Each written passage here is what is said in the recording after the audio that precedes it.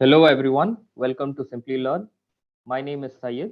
I will be your learner success manager for today. Please let me know in the chat window if my voice is audible.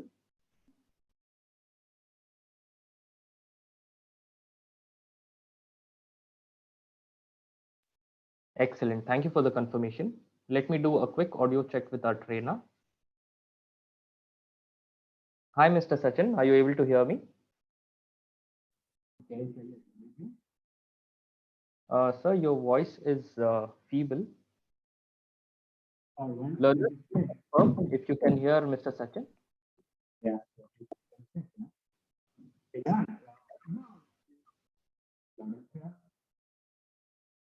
Sir, your voice is feeble. So the learners are telling no in direct messages.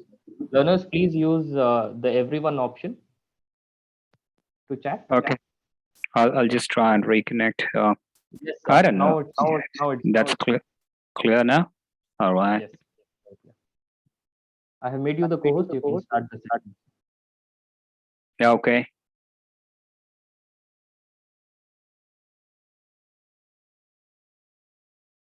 Okay. So you have shared your screen. Okay. All right. I have stopped it, sir. All righty. All right. Good evening, ladies and gentlemen. Thank you so much for joining in. My name is Sachin. If you read me loud and clear, please say yes on the chat.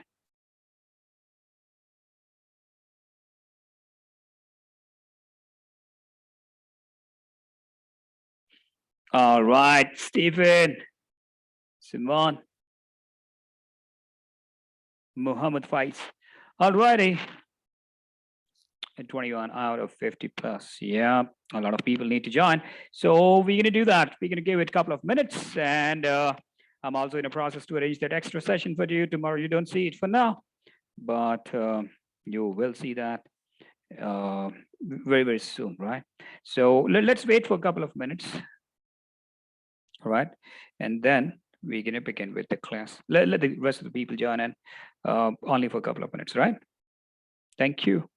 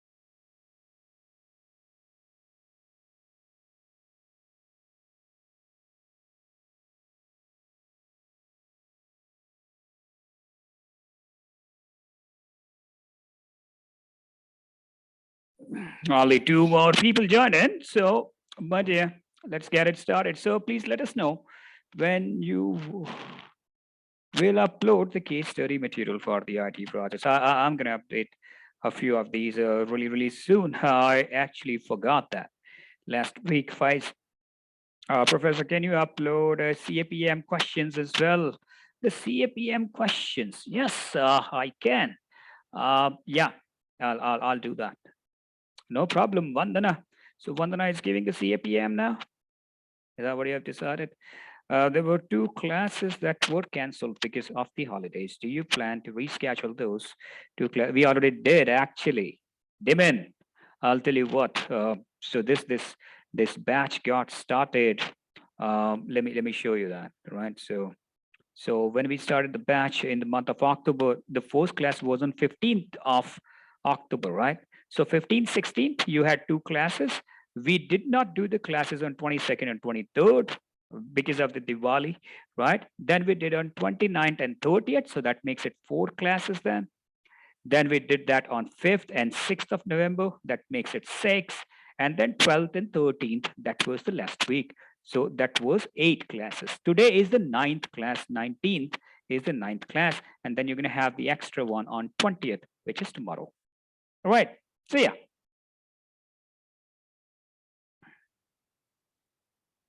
That's how it is.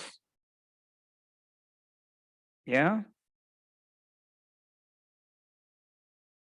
Today's class, no, that because that's counted as an extra session because but that doesn't affect the PDs. No, it doesn't. These are getting recorded. You're going to see that recording on your LMS. The 20th, you would see that really soon. Leslie, and good morning to you. How are you today? All right, remind me, what was the last topic that we were on? In morning class, I was not feeling very well today. I wasn't well at all.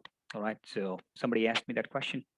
Next weekend, we have the class. Nope, that's going to be your last class tomorrow. So no class next weekend. You're going to miss me? Nabil? Yeah. Do we get a certificate or something? Yes, you're going to get a 35 contact hours certificate once you once you watch 80% of the videos on your LMS and do one simulation exam, right? So once you do that, you can download it.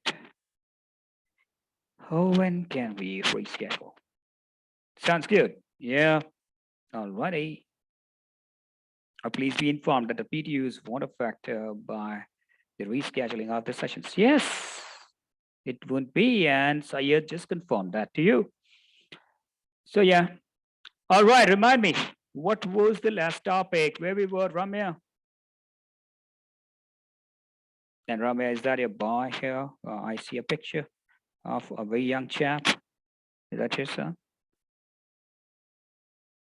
Yeah. Oh, God bless him. That's wonderful.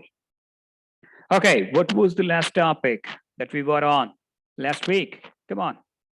Remind me that, please.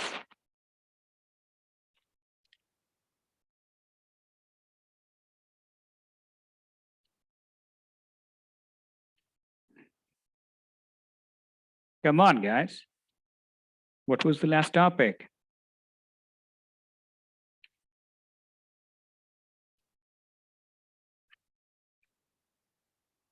Throughput analysis. We were about to start with communication, is it? Okay, let me just pull that out. You can know that. Let me just pull that out.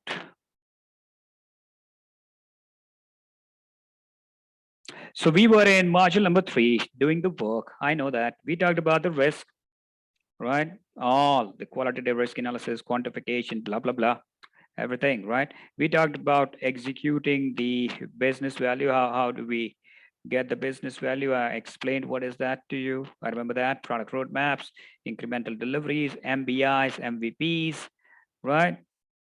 And we talked about cycles and the time boxes, right? And measuring the ongoing progress. So we were about to start with managed communication, or did we do a few things from communication as well?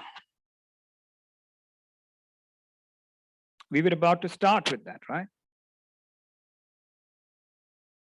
Let me just share my screen with you. Let me know when you see something on this screen. You can use your chat boxes to let me know.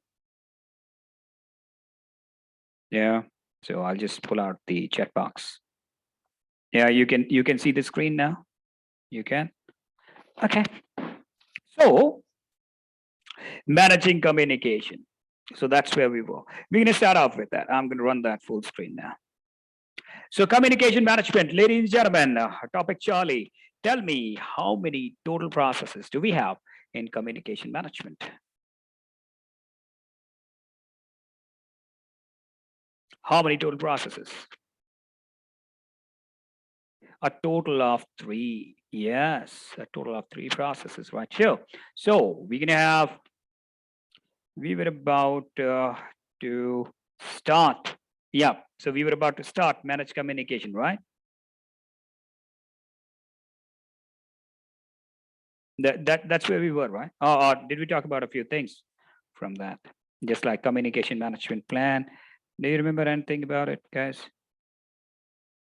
I guess we were here, right? We were about to start with this. So the 3 processes that we have in here are communication management plan. Then you have managed communication. And then we have monitoring the communication, right? So these are the 3 different processes. Hey guys, am I audible to you, by the way? Can you hear me? Yeah. We were at the types of communication. Okay, now you're confusing me. Types of communication, pull and push and interactive, right? So yeah, so that means we talked about there are, okay, remind me. So did we talk about formal, verbal, formal, written, informal, verbal, informal, written communication? Did we talk about those 4 things and all the dimensions of communication that it may happen with internal and the, yep, all right. So we talked about that, right? And then communication management plan, we talked about the components. Do you remember this? That if you have to send a status, you have to do a status reporting meeting with your client sponsor. How would you do that? By taking the information from your departmental or the development team, right? And then, yeah, sorry, I'm late. Hey, people, how are you, buddy? Yelansky. Is it Wilinski, Yelansky? Yeah. So we did not talk about it. Communication management plan example. Or the we talked about this slide, right? So project communication.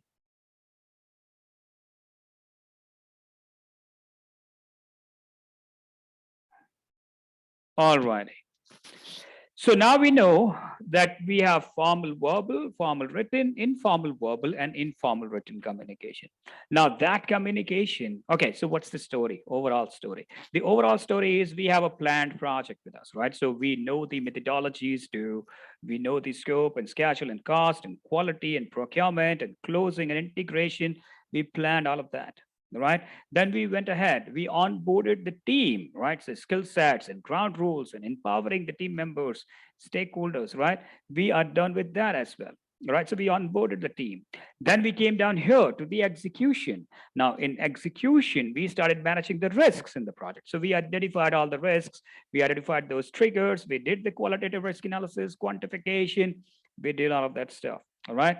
And then the last topic that we talked about was how do we deliver the value, right? The MBIs and the MVPs, and then we were about to start with the communication. So that's the story so far. All right. Now we're going to move on that because we are in the execution, so we have to manage that communication. For that, we understood that the communication could be internal with the internal stakeholders and the external stakeholders.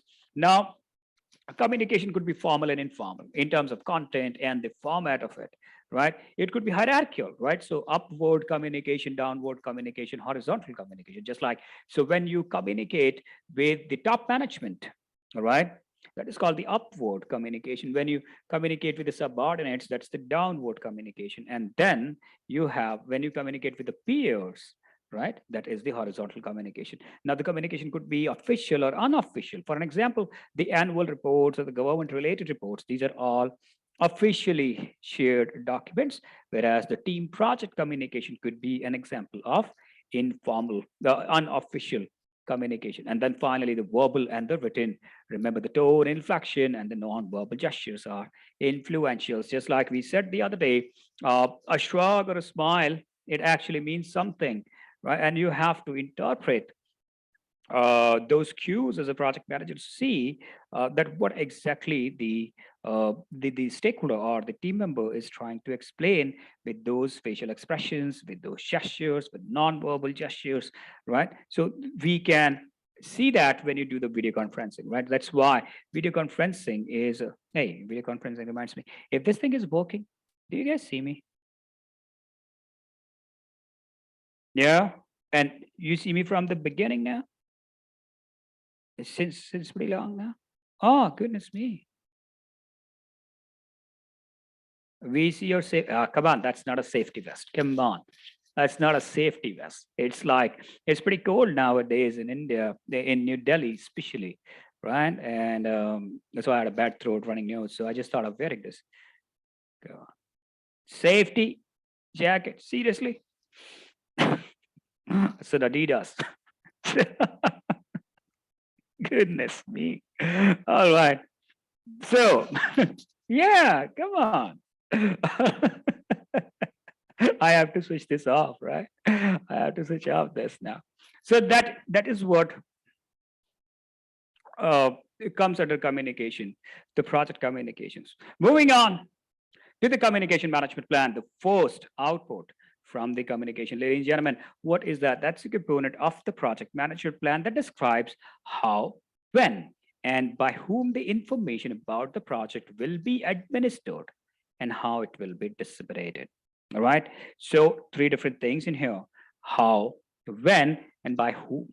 All right.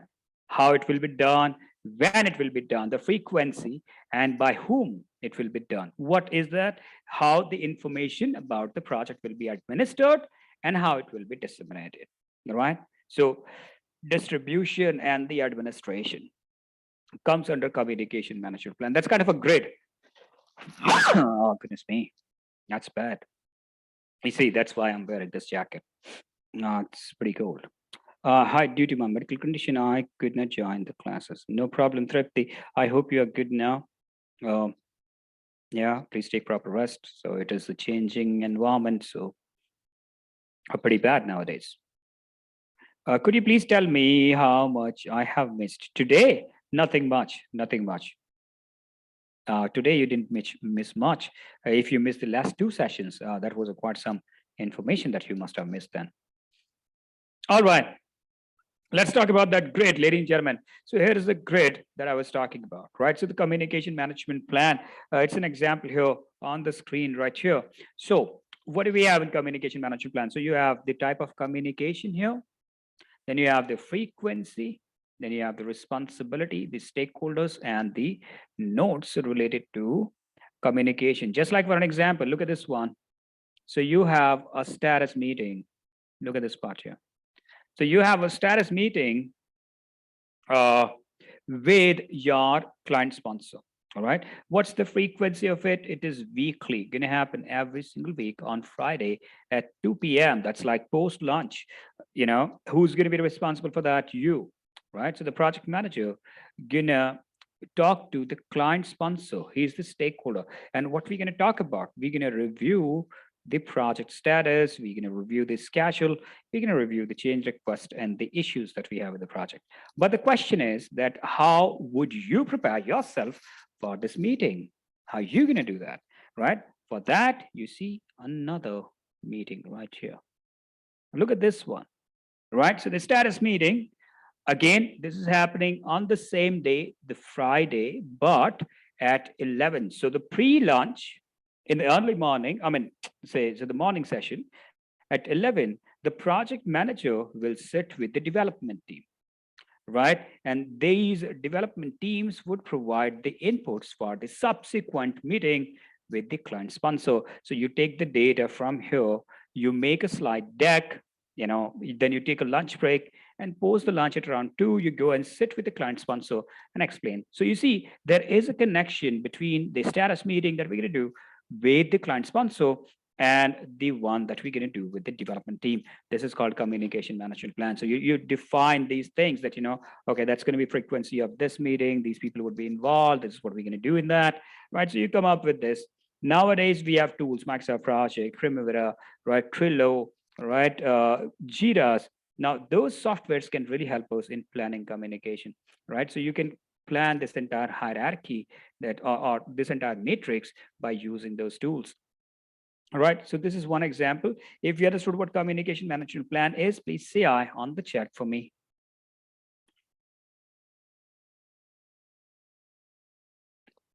Yeah.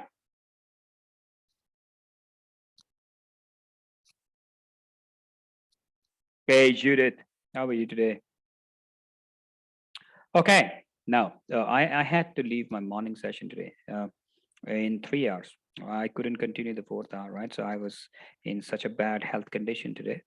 Uh, so by the grace of God, I'm feeling okay now, so I can continue. But in the morning, I was like absolutely pathetic. All right, moving on to the components of the communication management plan. What are the things? So it all starts with the requirements, of course, the stakeholders communication requirements. Now, what is that tool that we can use for that, guys? What's the tool that we could use for that, for understanding the communication requirements of the stakeholders? We talked about that tool before. What was that? Remind me.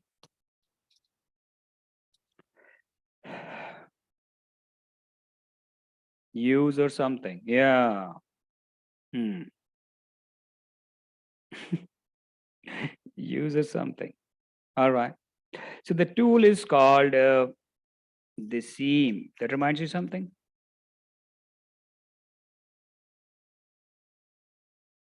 What is it? The seam stakeholder engagement assessment matrix. All right. That's a matrix that you come up with. You remember 5 different types of stakeholders, and you have the current and the desired, so the current level of engagement and the desired level of engagement with those stakeholders. And you kind of try and see that what are the current requirements and how I'm going to convert that negative stakeholder, say a resistant stakeholder, into a supportive stakeholder. And that's how I'm going to build my communication strategy and the stakeholder engagement strategy, right? The other tool that we can use as an input is the stakeholder register, because this register would have stakeholder register would have the information about their interdependencies, about their influence, about their impact on the project success.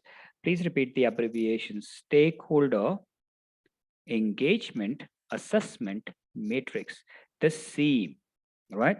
So it is stakeholder engagement assessment matrix. Why this pen stopped working? Oh, it's working now.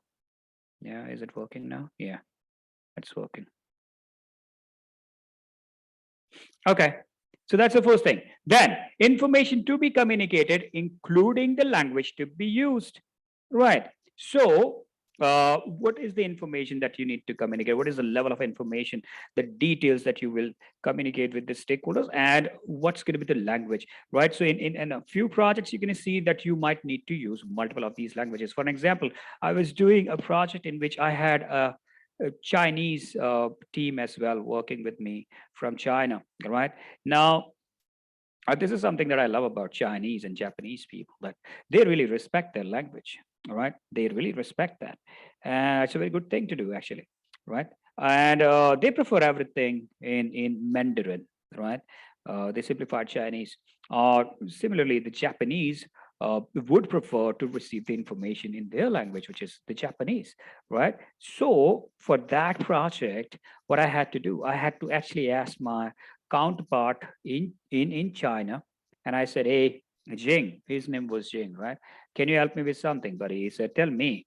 Right? Yeah, I said, "Okay, so I want you to convert this slide deck that I make in English into Chinese, and when I'm doing the presentation in English with the rest of the stakeholders all across the world, because there were like about 10 different countries involved in that project, right? And the standard medium for communication was English, right? So I said, when I explained that in English, can you just translate that into Mandarin, and can you explain the same thing to the team members in China?" And he agreed to it. So in that particular project, we were using 2 different languages for communication, right? One was the English, the other one was simplified Chinese or Mandarin, right? So you have to write that back into your communication management plan that, okay, so these are the languages we are using. Reason for that communication, why that communication is required.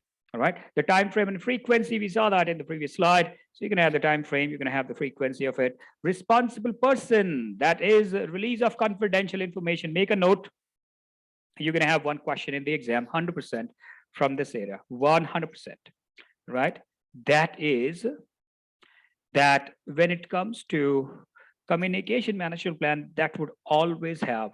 So one of the key components of the communication management plan is the name and the authority of the people who are authorized to share sensitive information, confidential information, right? And only the people who are authorized, can have that information, and only they can share that information, right? Just make a note of it, and that will be a part of your communication management plan. The methods or the technologies of conveyance the receivers of the information, time and the budget allocation for that communication, escalation process for issues that needs visibility, escalation matrices, right? So going to be a part of your communication management plan. uh, Update methods, glossary of common terminologies, flow charts depicting the flow of information, that how you're going to pass on the information, and the constraints due to the regulations and the policies. All of these would be a part of your communication management plan. So these are the components. We're going to move on, ladies and gentlemen, to the communication requirement analysis. Now that's where the SEAM would come into the picture. So leads to a clear articulation of the stakeholders' communication needs. Boom. This is what I said, right? Enables effective choices regarding the technologies to be recommended, right? So that enables those choices that are all right. So that's the technology that we're gonna use for communication. Takes the form of a grade, a questionnaire, or a survey that documents the communication and the technology requirements for each one of those stakeholders, right? So you again make a grid. So if you recall, SEAM was nothing but a grid, right?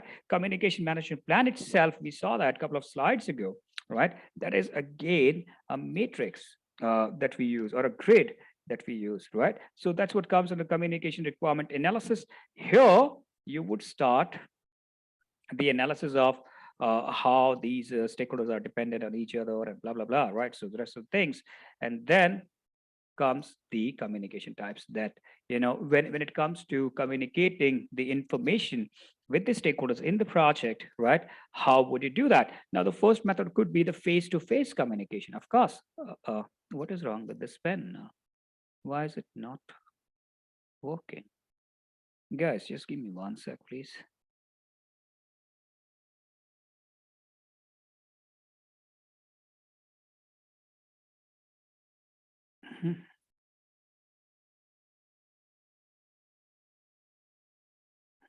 Do you see my handwriting on the screen? Do you see that?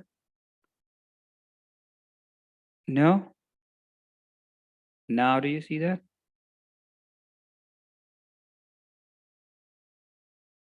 Yeah? All right. All right. There is a toggle button on this pen that I can use to switch on and off. I didn't know that, and I'm using it for quite some time now. Anyways, so the face-to-face communication, that could be one of the methods for communication. Then you have the emails. Of course, we send emails for communication. Fax, instant messaging, right? Text messaging, print media and documents, video conferencing, virtual meetings, social media, and the company websites. Now, all of these are the communication types that we can use in the projects to share the information. Now, in older times, one king used to send pigeons to the other king. All right. So he would have some communication, maybe a small sheet in which he'll write a message. He's gonna tuck it to the feet of the pigeon, and they're gonna fly those pigeons. Now that was the technology back then, right, for communication, and that pigeon will go from one state to the other state, right? And then this is how the transfer of the information used to happen in the older times. Nowadays we have an email or a text message, right? Just think about it. Somebody, Noah, sitting in the US, writes a text message, and I receive that, boom, in a jiffy, in a second. That prompts on my mobile device. But just think about it. If we tell this to somebody who was a king like 700 years ago, right? He wouldn't believe that. You know, that this time would come. So now we are living in a generation, we are living at an age where information, transfer of information is so rapid, and it is so fast that at times, it becomes challenging for a project manager to actually control the communication within the project. A lot of communication happens, and that also leads to miscommunication, right? Or misunderstandings at times. So you have to define those channels of communication, all right? So these are the types of communications that we have. Moving on to the communication model now. What is that? That's a description, an analogy, or a schematic used to represent how the communication process will be performed for the project. Now, let me show you that. Let me show you that. Look at this. This is called communication model. We also call it the sender receiver model. Now, the sender receiver model is very similar to that of the analog and the digital signals. Did I explain that to you the last week?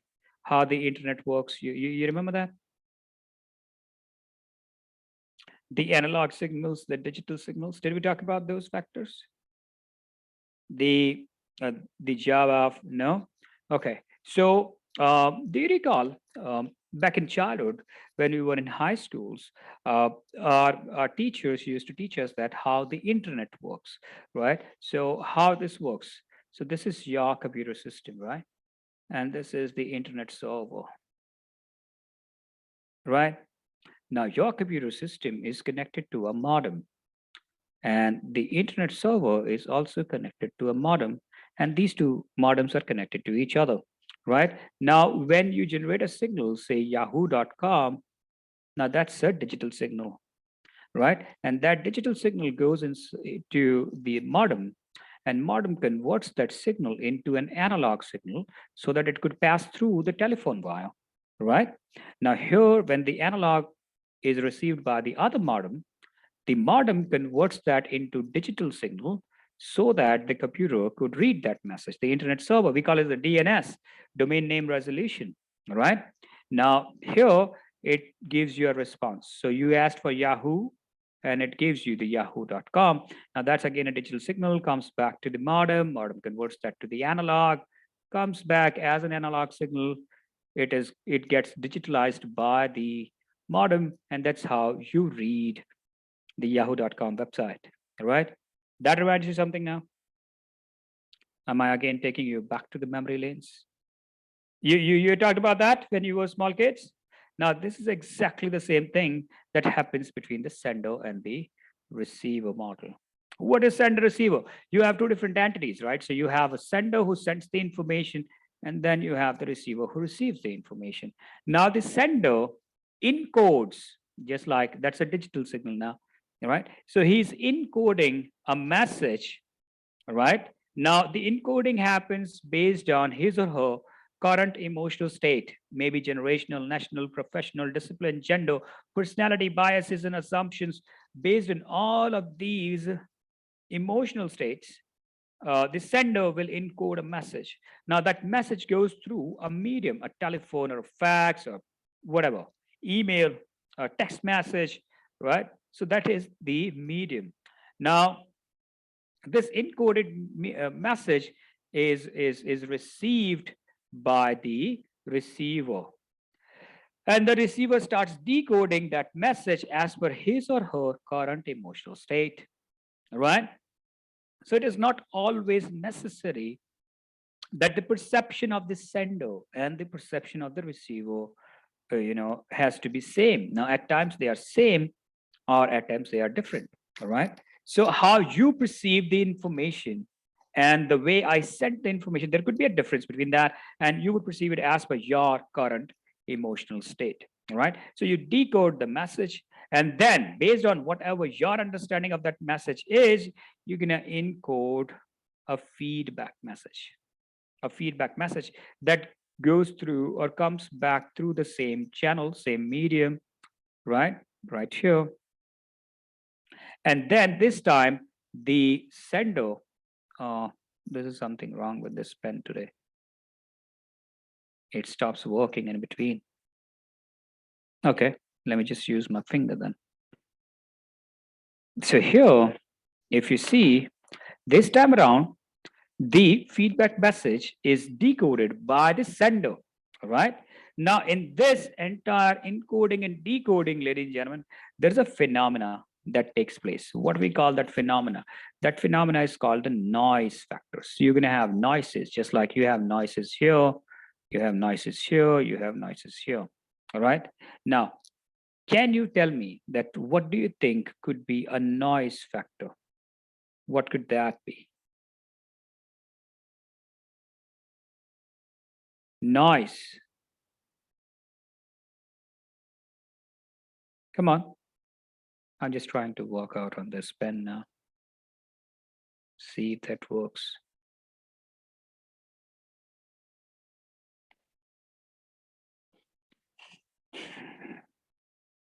I'll tell you.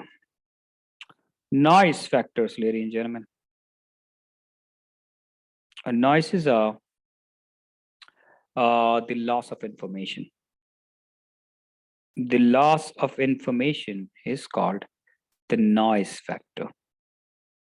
All right. Just like, for an example, when you talk about the GSM and the CDMA technologies, right? You know the CDMA, right? You might have heard about CDMA. Yeah. So why, you're going to see that in today's world, the CDMA is not a very famous technology. Mostly it is like the GSM that we're going to work on. So what was wrong with the CDMA technology? The CDMA will throw the data packets, right? Data packets in the air, and the receiver device would have a packet receiver, and it would receive those data packets from the air, right? Now, based on the capacity of the device, right, it will catch a few of these, and the rest of the data packets, they gets lost, right? So there was a lot of, loss of data in the CDMA, and that's why the GSM came into the picture, right? So that was one bad thing about the CDM. A lot of data loss used to happen, right? So because not every data packet is cached by the receiver device, right? So whatever it can catch, it catches those, and the rest of the package they goes in thin air, all right? So that data loss is called noise. Those are called noise factors, the loss of data. Now, to understand noise, let's take a simple example. So the CDMA GSM is a kind of technical one. Not everybody who don't come from an electronics background or telecom background wouldn't understand.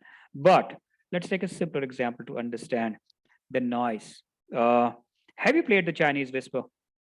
Have you played that game back in the childhood? Or maybe it's actually a party game. We still play that whenever we have the office parties. We still play the Chinese Whisper. Have you ever played that game?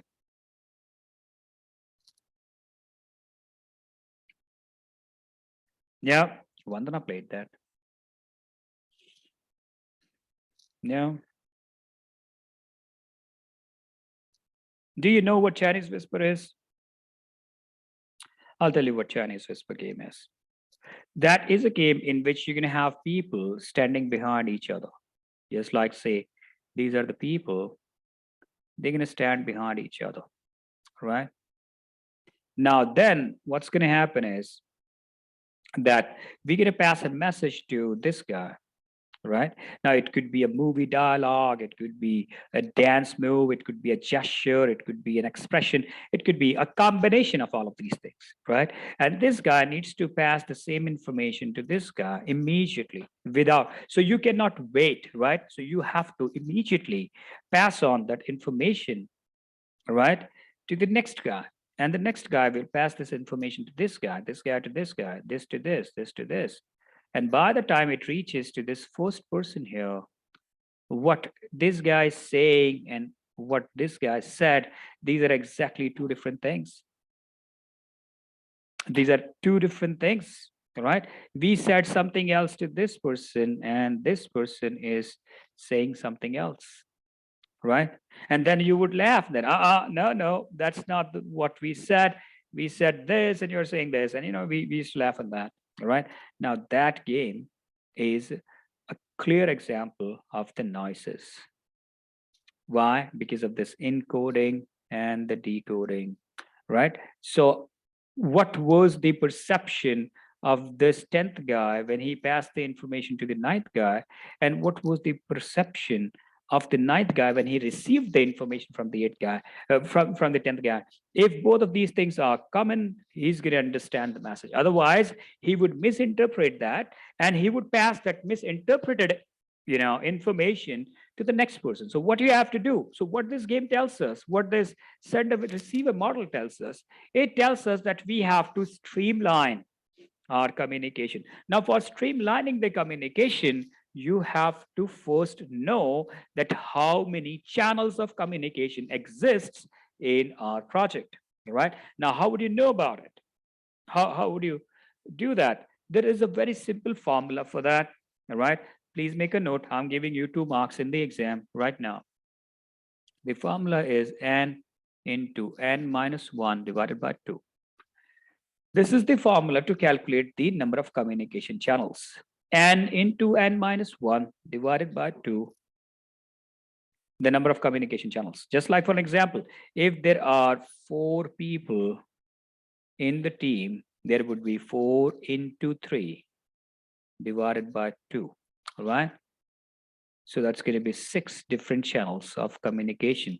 So you may have 6 different unique channels of communication if there's a team of 4 people, all right? Now, if the team size is 10, it's going to be 10 into 9 divided by 2 equals to 45.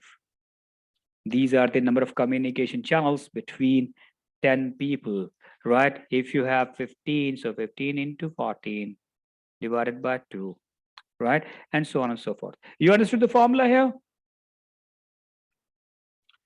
So you just need to use this formula to know how many channels of communication may exist in this project. More number of communication channels, more chaotic will be the communication, right? So you have to know this, and you have to control that communication. That is what comes under sender receiver model. I believe we are clear about it, and we know the formula now. We're going to move on to communication methods. Ladies and gentlemen, how many different types of communication methods that we can use in projects?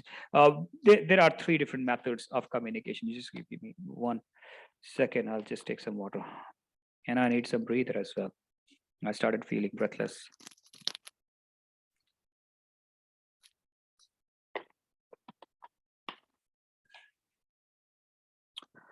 Oh goodness. In the morning, I was very bad today. Took 3 hours of class, and I said, all right. I tried for 3 good hours, and then my body said, okay, professor, we are done, right? I'm not going to help you anymore in this class. And then I had to leave the class. So we're going to have an extended session tomorrow, a 5-hour session tomorrow in the morning. Anyways, communication methods, ladies and gentlemen, we have 3 different types of methods. One is called the push communication. The other one is called the pull communication. And then you have interactive communication. These are the 3 different methods, right? It's a systematic procedure, technique, or the process used to transfer the information among the project stakeholders, all right? It's basically a procedure or a technique that you're going to use to transfer the information within the stakeholders community, right? Let's talk about those methods right here. All right, the first one, the push communication. Let's talk about that here. What comes under push communication? The push communication is when I push the information to the stakeholders without expecting, a response from them. All right. I'm not expecting a feedback. I'm not expecting a response, right? I'm just pushing the information to the stakeholders, right? For an example, when I write an email to all the team members, right? So there are 60 team members, and I just write a mail that, hey guys, the financial report of the project is out. Please find attached here the financial report. I'm not expecting anything from you on this. I'm not expecting that you would write a reply to me and say, that was a fantastic report, Professor. Thank you so much for sharing that report. No, I'm not expecting any of this. I don't need the inputs from you. I am actually giving you the information, just pushing the information to you. This is called FYI, for your information. All right. So the for your information is push communication, wherein I'm not expecting to, to have an input from you. Then you have the pull communication. Now, what comes under pull communication, ladies and gentlemen? Now, that's where I need you guys to provide me with the feedback. Right? Just feed me. Just give me the information. Just like, for example, if I send the mail to uh, all the team members, and I ask them questions. Uh, I ask them questions, ladies and gentlemen, just like, all right, ladies and gentlemen, for the team lunch, reply with 1 for the pizza. Reply with 2 if you want burgers. And reply 3 if you need the pasta. All right. Now, when I send this mail, people would reply back. Now, I could add the voting buttons to it, to that email's body, or simply can write this message that you reply back with 1, 2, or 3. All right. Now, I collect those responses and see that 5 people wants burgers and 3 people wants pizzas and 10 people wants the pastas. I'm going to order accordingly. All right. So here, this is called pull communication. Now, that was a very generic example of the pull communication. In real projects, the pull communication would be, say, steering committee meeting, SCMs, right? Now, during the SCMs, what happens? We have this voting buttons, right? So we say, shall we proceed to the next phase, phase 2? Now, the steering committee members would have the votes, yes or no, right? They're going to hit one of these buttons, right? And we're going to see if all the stakeholders agree or the steering committee members agree that, yes, we should go to the next phase, then only we're going to go to the next phase. Now, this is again an example of pull communication in a real project environment, right? So that's how this is going to happen. And then you have interactive communication. Interactive is I am asking you a question and you're answering that. Then you ask me a question, then I answer. Or you talk to me, I talk to you. Interactive, all right? Now, be it pull communication, be it interactive, be it push, except of the push, in all the other communication methods, I'm actually expecting a feedback. All right. So the feedbacks are really, really critical when it comes to project management. All right. Especially in communication. Communication is a two-way street, basically, right? And you have to provide those feedbacks. Let's talk about the feedbacks here. Communication is a two-way street, absolutely. Both the critical and affirming feedbacks are the keys, right?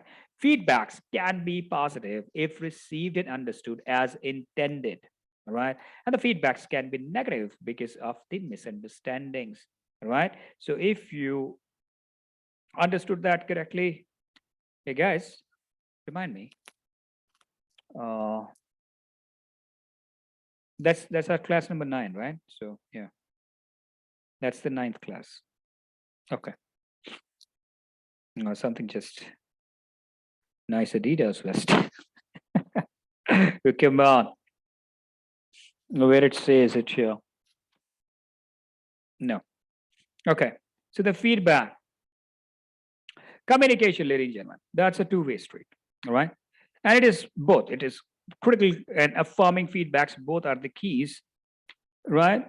The feedback can be positive if the information is received and understood as intended. Now, the feedbacks could be negative because of the misunderstanding. So if there is a misunderstanding, I may receive a negative feedback, or I may give a negative feedback because of that. All right. Now, no feedback provides an implicit acceptance of the message by the receiver. My spouse use that all the times. Implicit acceptance of the message by the receiver. So if she says, so after the class, you're going to take us out for the lunch. Now, I didn't say anything. I didn't say yes. I didn't say no. It is actually considered as a yes, because I'm not. If I don't want to go out, if I don't want to take you out for the lunch, I would say, no, I'll be busy, I'll be doing something, so I can't take you out. But if I'm not saying it, and if she knows that I heard her, right? So I just looked at her and then I started working again, right? That is an implicit acceptance of the message. You understand what I'm saying here, right? So it doesn't have to be always a yes from me. Even if I'm not saying something, it is considered as a yes, right? And she'll get ready and everything, right? So by the time I finish my class, my kids are ready. They're ready to just to go out because they know that dad did not say that I will not go out, right? He just heard mom and he kept working. So this is called no feedback, right? Then you have effective feedback should be clear, it should be specific, and it should be ordered in a timely manner, right? So all of these feedbacks are really, really critical for the project. So please make sure that you provide timely feedback, be it positive feedback, the negative feedback, you have to provide that, in a timely manner and a clear, specific feedback should be there. It should not have dual meanings. It should not have discrepancies. It should not have confusions, right? So very clear communication to the point, communication, and in a timely manner. Moving on to the guidelines to effectively manage communication. What you're going to do, ladies and gentlemen, you gather and distribute the contact information of all the involved parties, whoever is involved. You're going to gather the information about those parties, determine the communication needs of the project stakeholders. Project stakeholder register could be a big help here, and the theme could be a help here. Tailor the amount of details and frequency to the recipient's needs. For an example, the project team members may require more details and on a more frequent basis, whereas the senior management typically requires summary information on a less frequent basis, right? So you have to determine that what stakeholder requires what level of communication, what should be the frequency, level of details, right? So you have to determine those things, analyze the value of the project of providing that information, evaluate any constraints or assumptions to determine the possible impact on the project communication planning, determine the appropriate communication technologies to use for communicating the project information. So what's the technology that you're going to use? Are you going to use the emails or text messaging or whatever, right? So you may have different technologies that you can go ahead with. Ensure your communication management plan includes all the key elements. Integrate the communication management plan into your project management plan and distribute that plan to the project stakeholders. These are the guidelines to effectively manage communication in your projects. Ladies and gentlemen, moving on to the next topic, which talks about engaging the stakeholders. All right, topic Delta. Let's talk about engaging the stakeholders. Ladies and gentlemen, what comes under engaging the stakeholders? Tell me, how many total processes do we have in stakeholder management? That knowledge area.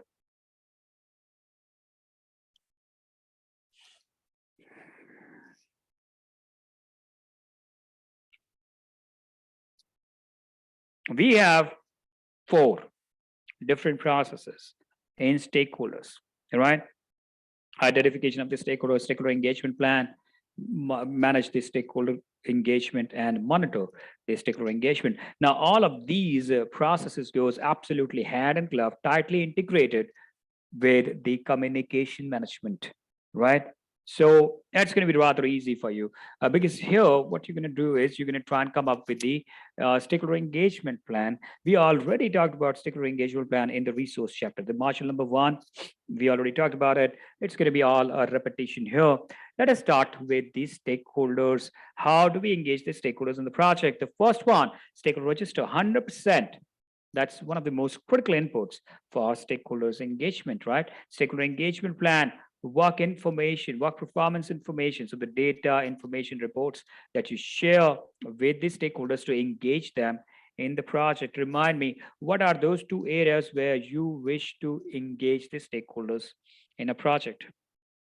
What are those 2 areas of the project? I told you about that. I know you can answer this question. Yeah, I'm just gonna get rid of this video now. All right, tell me.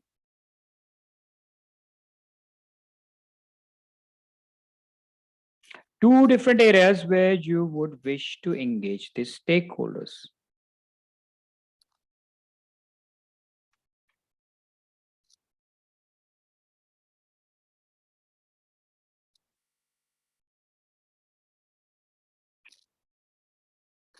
So come on, guys. Project execution and in the project decision making. Remind me, did I tell you about these two? That where you have to engage the stakeholders, you have to engage them in the project execution and in the project decision making. So whenever you're taking a decision, all the stakeholders needs to be involved in that decision, right?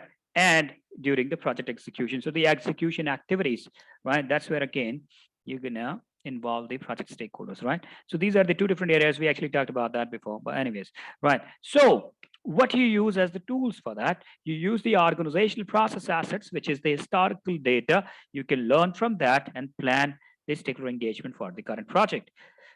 Expert judgment, meetings, power or influence versus the impact grid. Remind me, did we talk about this? Power and influence and impact grid? Did we? Yes, we did. Absolutely, we did. I'm pretty sure about it. Yeah. Tell me, uh, when it comes to the impact interest grid, how many types of stakeholders that we have in there?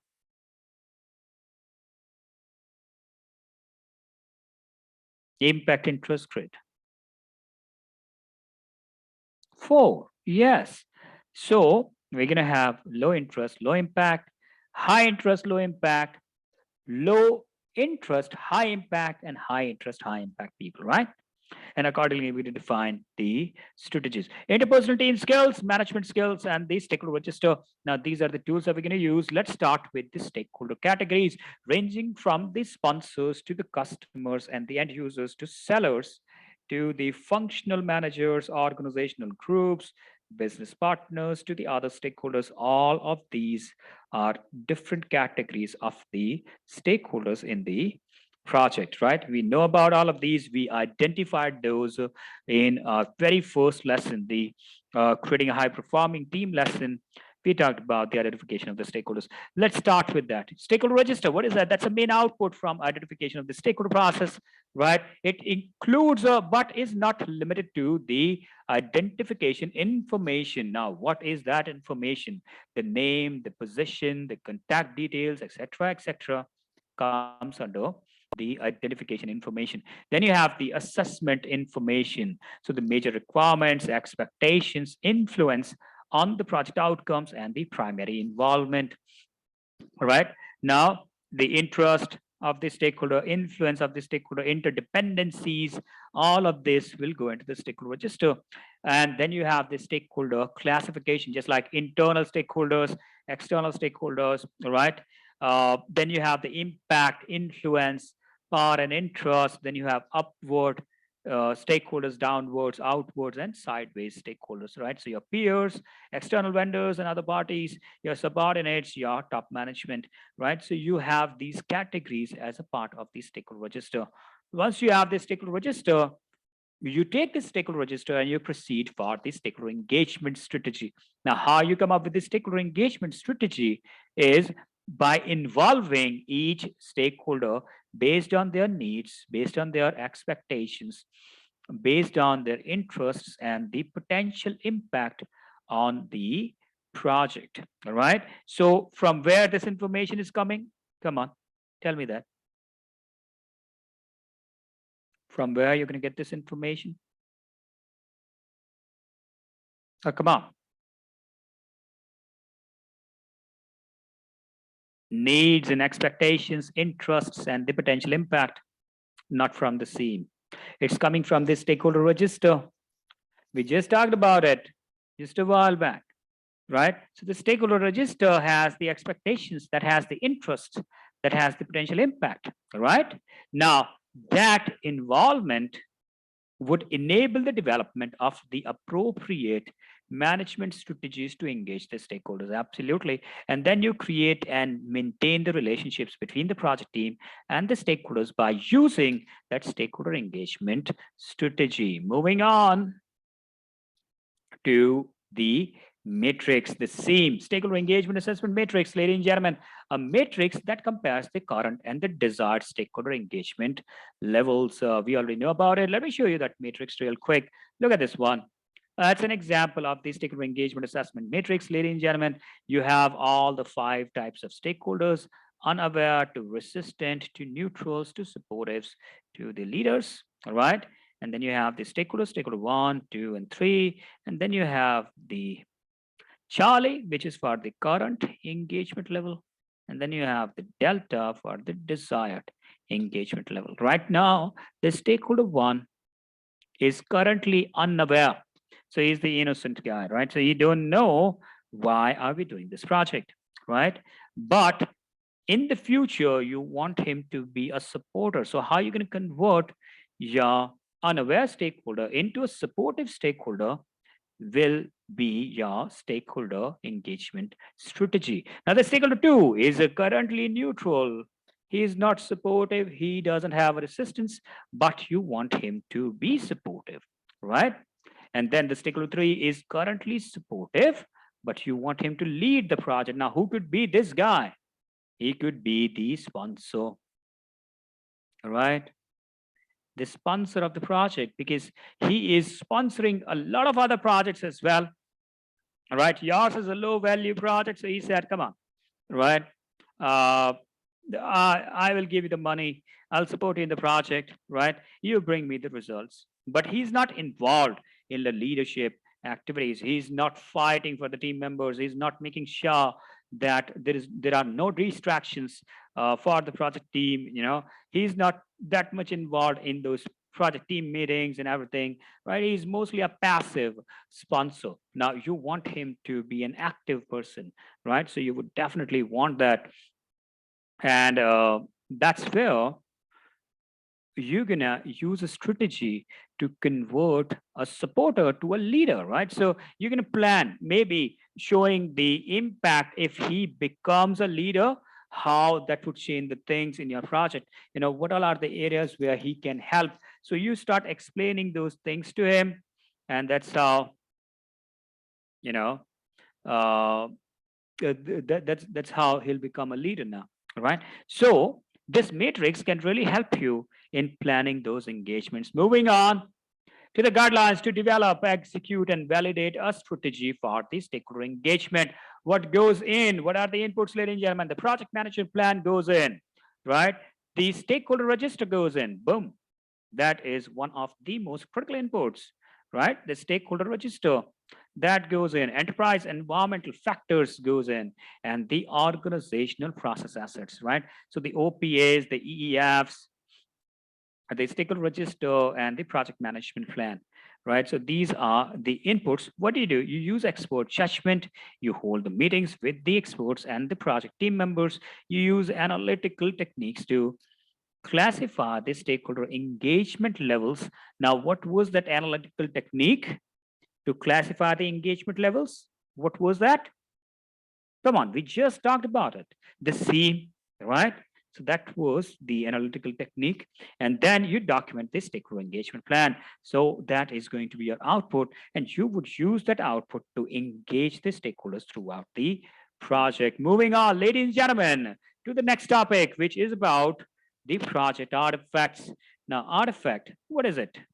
What is an artifact? An artifact is a document. It is nothing but a project document only, right? Which could help in recreating the history of the project. Just like for an example, say the baseline, right? So when you set up your initial baseline, that has your original plan, right? Now you go into the execution and there are changes happening now, right? So when those changes happens, you may want to, re-baseline your project because your previous baseline is not relevant anymore, right? But you essentially do not delete the previous baseline. What you do, you make a separate baseline, right? So say baseline 1. And similarly, another 5-6 months goes, and then you come up with the baseline 2 and the baseline 3, right? But say a couple of years down the line, if your sponsor says, hey, Sachin, can you bring me the original plan? Can you still bring that original plan to him? Yes. what all you have to do? You have to go back and click on the baseline, the original one, and that boom, that comes up on the screen. So that's an artifact which could help you in recreating the history of the project. Now that's the same thing with, say, the MOMs, the minutes of meetings. Do you think they carry the entire chain of events from the start of the project till current date?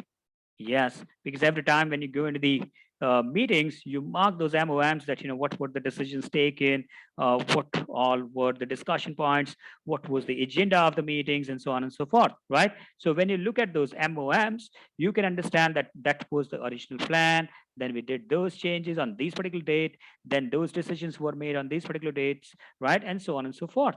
All of these, ladies and gentlemen, would come under the project artifacts. Let's start with the project artifacts, ladies and gentlemen, more like a conceptual topic, right? So you don't have the deliverables and the tools here. So no specific deliverables, no specific tools, right? More of a concept. So let's start with the artifacts versus the deliverables and the project documents. Let's start with that. So what comes under the artifact, what is a project document, and what is a deliverable? We all understand deliverables, right? That's pretty easy. That's the WBS component, just like a work package, right? What is a deliverable? Is any unique or verifiable product, result, or the capability, may be tangible or intangible, to perform a service that is required to be produced to complete a process, a phase, or a project, right? So that's what comes under the deliverable. Then you have the artifact. The project team creates artifacts during the project work. Now, these would facilitate the management of the project, but essentially, artifacts are no different from the project documents. The only difference being that they can recreate the history, right, of the project, right? The project documents are integral documents for a project. They define and support the work of the project, and they are regularly updated by the project management processes, just like an issue log or a risk register or an assumption log. All of these are the project documents, right? Let's talk more about these. Let's talk more about the artifacts. So the artifact enables the reconstruction of the history of the project to benefit the projects. Bingo. This is what I said, right? So that's the use of the artifact to the reconstruction of the history, right, of the project. So that's what artifacts would enable us to do. Then comes the project team. They create and maintain many artifacts during the life of the project. Now, let's talk about a few of these examples of the artifacts. Now, this is for the predictive methodology projects, right? So the list of the artifacts that you see here, these are all from predictive, just like acceptance criteria, just like assumptions, just like the business case, the change requests, constraints, lessons learned, minutes of meetings, MOMs. So I said that's an artifact, right? Project charter, slide decks, requirements, scope, baselines, subsidiary project management plans. All of these are the examples of the project artifacts, ladies and gentlemen, for the predictive methodology projects. Now, when it comes to the agile project, tell me what all could be the artifacts of an agile project. Come on, answer that. What all could be the artifacts of an agile project?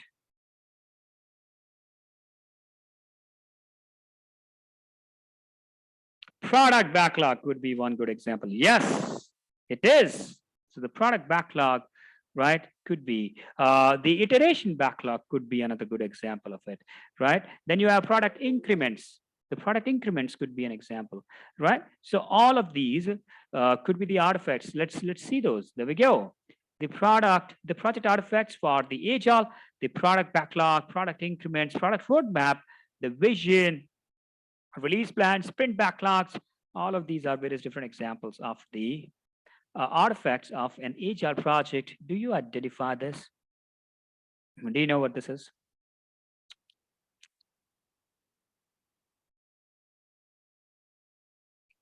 Have you seen this screen before? That's a screenshot from Jira. That's a resource pool, basically. My resources, if you see, that's the Jira. it isn't exactly a Gantt chart. It's like a resource pool and the activities that they are assigned to. So when it comes to the HR projects, this is how you manage. Jira is a fantastic tool for that, right? So if you are into HR project management, learn Jira's.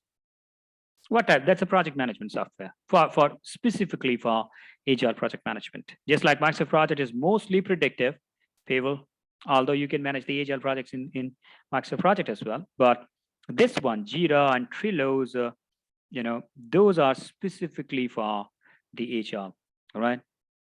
Moving on, ladies and gentlemen, to configuration management. Of course, whenever it comes to the artifacts, we have to talk about configuration. That will come by default, right? Configuration management. Now, what comes under configuration management? A tool that is used to manage to a product, changes to a product. Let me just back up. A tool used to manage the changes to a product or the service being produced, as well as the changes to the project documents, right? So two different things here. One, to manage the changes, right? And also managing any documents which are updated because of those changes. Both of these things are managed as a part of configuration management. That is configuration management system. What is that? That's a collection of a collection of procedures that we use to track the project artifacts and monitor and control the changes to those artifacts. That's what comes under configuration management system. Moving on, ladies and gentlemen, to the storage and the distribution of the artifacts, how we should store and distribute those, right? So they're storing these project artifact in an accessible location for the users, all right? So it should be a location from where anybody could access it, who's authorized, of course, to access those, right? Use a storage and distribution system that matches the complexity of the project. So if the project is not very complex, you shouldn't be using a very complex, storage and distribution system. Use cloud-based document storage and retrieval systems for the large projects, especially where the team members are geographically distributed, right? So if you have a project where you have distributed teams, right? So you have one team in Canada, the other one in the US, the third one is in India. So it is better to keep the configuration management system in a cloud-based storage, right? So that anybody could access that from anywhere in the world. Nowadays, Azure and the SharePoint cloud services, the Amazon web services, right? All of these, AWS, right? All of these are used for the cloud-based storage and distribution systems, right? A typical system would include the built-in version controller, absolutely, because that's the versioning, version 1 and 1.1 and 1.2, right? So you would have the version controller as a part of the storage and distribution system, right? Document checkout and check-in when somebody checked in to change that document with a timestamp, of course, that comes with the date and timestamp, that okay, Sachin came, he changed this artifact or this document on this date and updated that with this information. So that would contain all of this, right? User-based document security. So you can have securities, custom securities based on the user profiles, right? Automatic email notification to specific users when a document is created or where it is edited. For an example, the project manager generally is not authorized. Now, listen to this. He is generally not authorized to change the baselines. All right. So, if the project manager tries to change the baseline, the system, the storage distribution system, will send an automatic email notification to the sponsor that Sachin tried to change the baseline on this date and this time. Guess whom you're gonna hear from very, very soon now? From the sponsor, right? So he's gonna call you and say, "Hey, did you try to change the baseline?" I said, "Yes." Right? So he would ask me, "Why did you change that? Are you authorized to change this baseline without my approval?" Right? I generally I'm not authorized, right? But if I am, I'm going to tell him that yes, I had the authority as per the project charter, and then I can explain that. But there is a system which sends these notifications to those specific users when a document is created or when it is edited. Moving on to the project artifact management when it comes to the storage, right? An effective archive management system should include a simple way to produce and control the documents, right? A very simple check in, check out. Standardized formats and templates, a structured process for the review and the approval of those documents, the version control and the security, and the timely distribution of the documents. All of this should be a part of an effective archive management system. This slide on the left hand side, this is my favorite place. You know what is that? It's a library, right? I can spend my entire life in that one library, right? I love reading books. And these are a lot of books here, right? Fantastic. Moving on to the next topic, ladies and gentlemen, managing the project changes, managing project changes. All right. Remind me whenever there is a change request, which process it should go to as an input. I know you know the answer, and you will tell me the answer. Vandana is already writing that answer, I guess. Any change request because of any reason whatsoever, where it should go. The quality assurance doesn't have a change control system.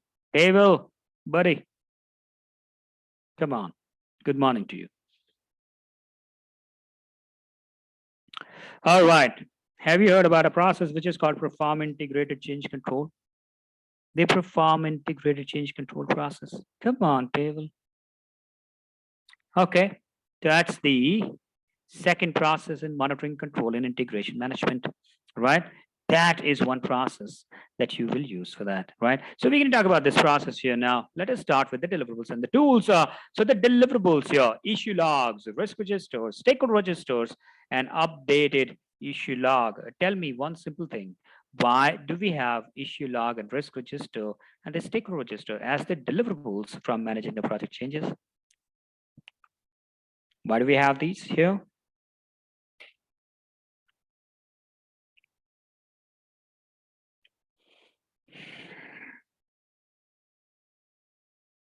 Come on, that's an obvious answer here. It's not a difficult question.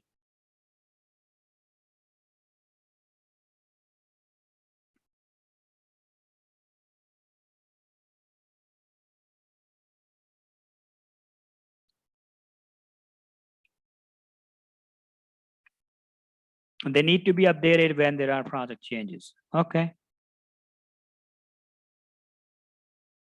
You know what? I'll do a slight correction in what you said, Leslie. These are the reasons as to why we have to do the changes in the project. Because of the issues, we might need to change a few things. Because of the risk, we might need to, all right? Because of the stakeholders requirements, so if the stakeholder requirement changes, right? And then we update these issue logs and risk registers, stakeholder registers with that information. That's a secondary part, right? But the primary reason why these are the deliverables here, this is because of that these are the reasons for the changes. Are you able to connect to what I'm trying to explain here, guys? Say aye. These are the reasons for the change, right? Issues are the reasons for the change. The risks are the reasons for the change, right? How do you do that? By managing and updating the issue log, by using the PMIS, by using communication with the stakeholders, because you have to tell the stakeholders about these changes, and by negotiating with the stakeholders. These are going to be the tools. So let us start with the changes. The projects are all about changes. Did I say that before? The projects are about changes. Did I say that? Absolutely, I did. Now tell me, why do you have a butterfly here? Why do we have the butterfly?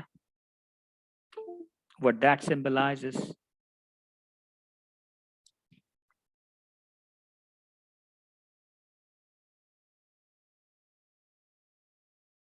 Merzia. Butterfly is a symbol for change in many cultures, many religions, many practices all across the world, right? So butterflies are used as a symbol for the changes, right? Why? Because you know what's the average lifespan of a butterfly? You know that? What's the average lifespan? The average lifespan of the butterfly is only 14 days. Now, in those 14 days, right, it transforms into four different, there are four different transformations within those 14 days. So from larva to, I guess, pupa to caterpillar to the butterfly, right? And it actually remains butterfly for only 48 hours. So when you see a butterfly flying, these are the last 2 days of its life. And that's going to go back to God then later, right? So only 2 days that would remain as a butterfly. For the first 12 days, that would transform from the larva to pupa to caterpillar and finally this butterfly shape, right? So you see how fast are the changes in the life of a butterfly, right? So that's one reason why it is, a symbol, right? Now that's the same thing with the projects. The projects are also all about the changes, right? And it doesn't matter how good you are as a project manager, you will see those changes happening in your project. You would definitely see those. All right. Now, what you're going to do if there are changes, let's talk about the causes of those changes. It is also like a project that has a beginning and the end. Absolutely. That's why we use butterflies even in projects, to represent the changes. Yep. The causes of the changes, ladies and gentlemen, initial inaccurate estimates. So initially, if we thought that we will be able to do this job in 12 days, but it actually took 14 days. So my initial estimate was wrong, right? So because of that, now I have to change, I have to do the changes in my project, right? Then you have when the new regulations comes up, right? So the government came up with a new regulation. Now that could prompt for a need for change, all right? Missed requirements. So if I missed any of these functional requirements or non-functional requirements for that matter, right? Now that can, be one of the reasons for the changes in the project. And when the specification changes, when the customer changes the specifications, product requirements, right? Those all could be the reasons for the changes in the project. Moving on to the change control system. Now, because these changes are bound to happen, so you need to have this change control system in your project as a part of your project. So what is that? It's a set of procedures that describes how the modifications to the project deliverables and documentation are managed and how they are controlled, right? So these are the procedures that will describe, right, that when a deliverable is modified, right, how that will be managed and how that will be controlled and how that documentation will be managed and how it will be controlled. That's a part of the change control system. So if you recall, when we were talking about the project management plan during the module number 2, it was the topic number eagle, right? So planning, integration, right? So the integration management. So when we were talking about the project management plan, I told you that other than the subsidiary plans, which are the scope management plan and requirement management plan, cost management plan, you also have configuration management plan and the change management plan. Remember that? Now, these are not the outputs of any process per se, but these are the additional 2 plans that you need to have as a part of your project management plan. You remember that conversation? When I was talking about the components of the project management plan. So we specifically went into configuration management plan and the change management plan. Now this change management plan comes into the picture again here with the change control system, right? That's where the CCB would be defined and you're going to define their roles and responsibilities and the job that they're going to perform. Let's talk more about configuration or change control systems. Now, the change control system has 4 different parts to it. The first is the forms that you use for raising the change requests. Then you're going to have tracking methods, mechanism to track those changes, the process that it will pass through, and the level of approvals, right? Who's going to approve or reject those changes. So the level 1 approval, level 2 approval, and so on and so forth, right? So That is what would come under the change control system. Let's talk more about it. Let's talk about that process of the CCB, the change control board. What is a change control board, ladies and gentlemen? It's a formally chartered group of people responsible for reviewing, evaluating, approving, delaying, or rejecting the changes to the project, and for recording and communicating such decisions, right? So it's a group who is responsible for reviewing, evaluating, approving, delaying, and rejecting the changes to the project. All right. That's what comes under the change control board, the CCB. Now, the CCB will follow a process, or the project manager needs to follow a process for controlling the changes in the project.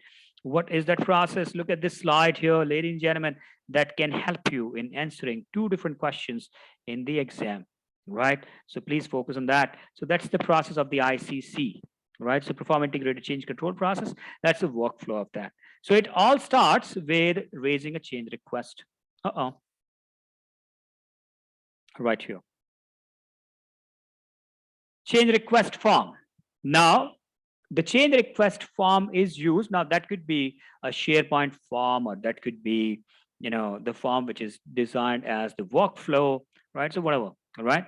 So a change request form, from where the change initiators would initiate a change, right? The other day, when we were talking about the change control system, the change management plan, we actually were talking about it. We talked about what constitutes a change and who could raise a change request.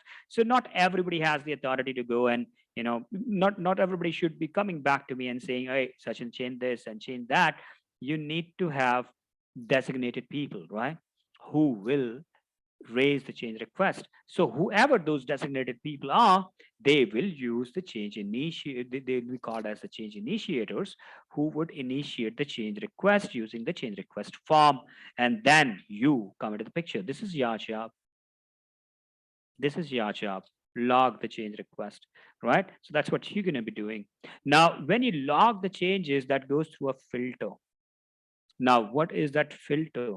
That filter is it worthy of a change request? Should that be called as a change request? Maybe yes, maybe no, right? Just like if there is a change which has an impact of $20 on your project budget. Tell me, there is a change which has an impact of $20 on the project budget.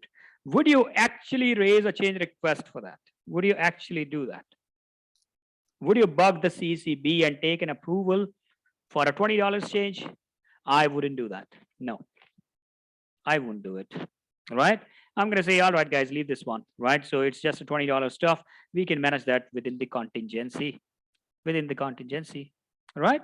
So, no, but needs to be documented. Yeah, but it doesn't need to be, a change request. It should be just booking the expenses, right? So when I'm booking the expenses under the category of my contingency reserve, I'm going to take out $20. I'm going to assign that to it, miscellaneous or whatever. Yeah, right? So no. So if it is rejected, so if that $20 change is rejected, now that goes into the rejection notice, which tells the stakeholders that there is a change which might have an impact of $20, but we are not raising that as a change request, right? So we are notifying that to you, that we essentially don't have to go through the change request process, right? Then if it is accepted, if people think, no, it is worthy of a change request, and it passes the filter, then comes another one. Is it impacting the deliverables? Again, the answer could be yes, the answer could be no. So say if it is not impacting the deliverables, then if it is not impacting, so there is a change request, but that doesn't have an impact on the deliverables. What you have to do, you can simply go ahead with that change. So you can again reject that it is not a change request. We are not raising a change request for that, right? We will simply implement it, all right? But if it is affecting the deliverables, then what you have to do, you have to prepare the impact statement. In that case, you have to come up with the impact statement, all right? So once you come up with the impact statement, you may have three different types of, from there onwards, you may go ahead with three, different options there, all right?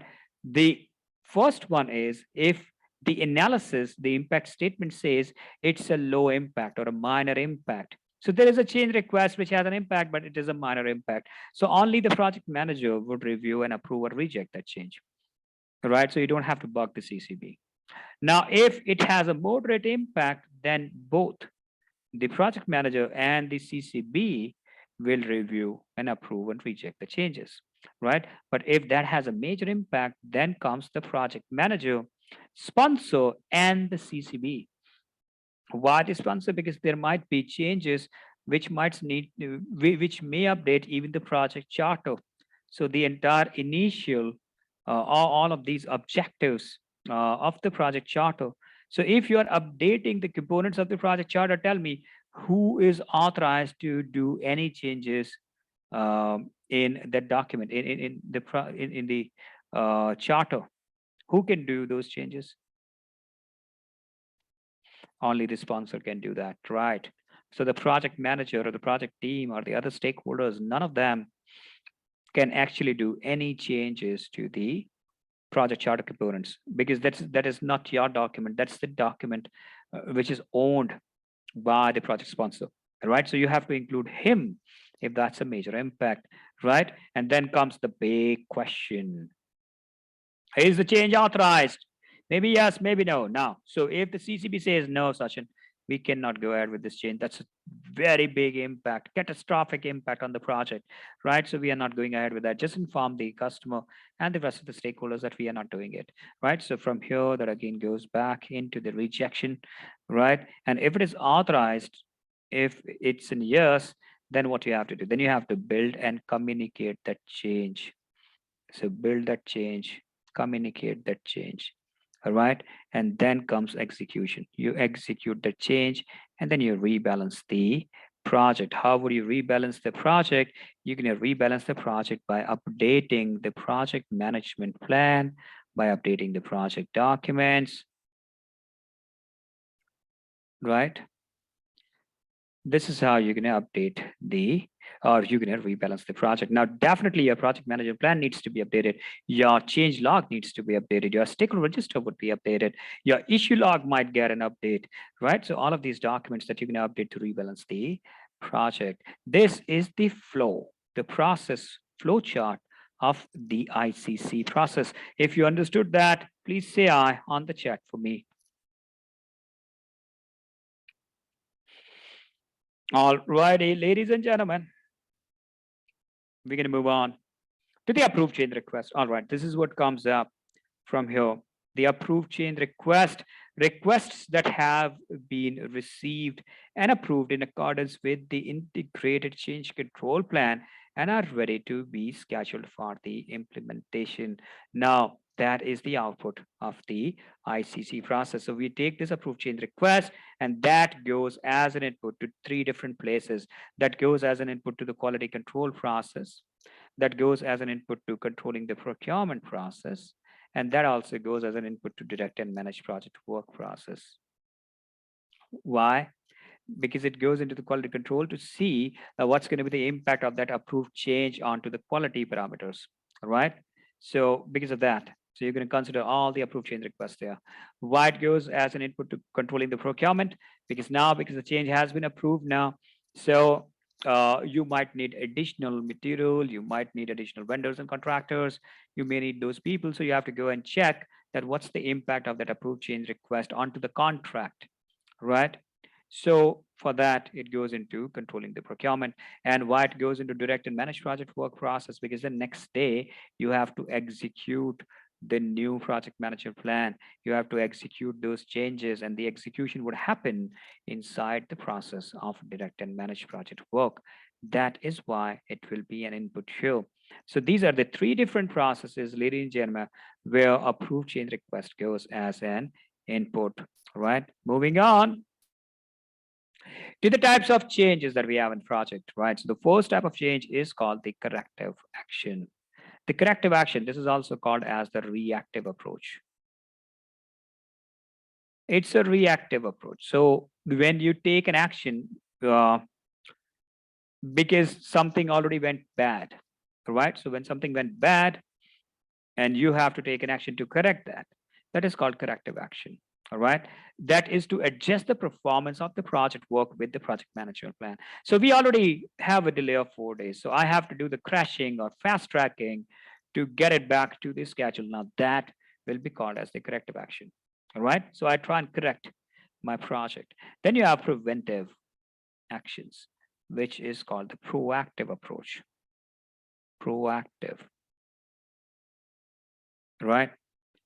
So the preventive actions. Now, what comes under preventive actions, ladies and gentlemen? Looking at the data trends, let's say. All right. So right now I'm looking at the data trends. For now, there is no delay, but I understand the way we are progressing in the project. By the end of this phase, we're going to have a delay of 5 days. So I have to do something right now so that my future performance is aligned with the project management plan. So that's a proactive action that I'm going to take right now, right? So ensures the future performance of the project work is aligned with the project management plan, right? Then you have the defect repairs, the cost of conformance, cost of non-conformance. So cost of non-conformance. So if you talk about cost of non-conformance, we had the repairs and the scrap, right? So rework and scrap, both of these things were the parts of cost of non-conformance. You remember the cost of quality chapter that we talked about during the quality? You remember that? The cost of quality, the cost of conformance, cost of non-conformance. The cost of non-conformance could be internal and external,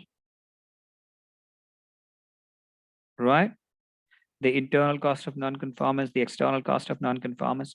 The internal was rework and scrap. The external was liabilities, insure the guarantees, the loss of business. We talked about that Samsung example there, right? So the mobile device, which the batteries used to burst, right? And in the cost of conformance, we had the Bugatti that goes through the crash test to make sure it's a safe car. So the amount of money that you're investing to make a better quality product, all right?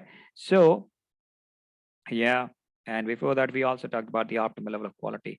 You know that story that I told you about my daughter. So when I bought a dollhouse for her, yeah, 10 years ago, my brother's daughter, and that story. So that concept. So when we were talking about that, we actually talked about defect repairs. All right. That is to modify a non-conformance within the project. All right. So the cost of non-conformance basically. And then you have the updates, right? Modifies a project document or a plan. These are the 4 different types of change requests that we may have in the projects. Moving on, ladies and gentlemen, to the next topic, which talks about ensuring the knowledge transfer for the project continuity. Alrighty, knowledge transfer process. What is the output? Lessons learned. So what is the name of the process? Manage the project knowledge process. That's the second process in execution in the integration management, right? So manage the project knowledge process. There are no tools for that. It's more like, understanding the lessons learned. Now, this lessons learned register is not only the output from manage the project knowledge process, but interestingly, that's also an input to this. Now, you tell me why it is both an input and an output. Why it is both? Lessons learned.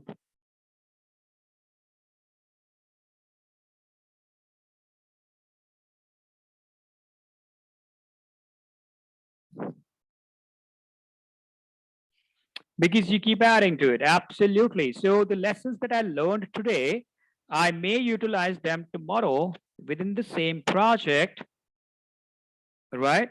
Or for a future project, right?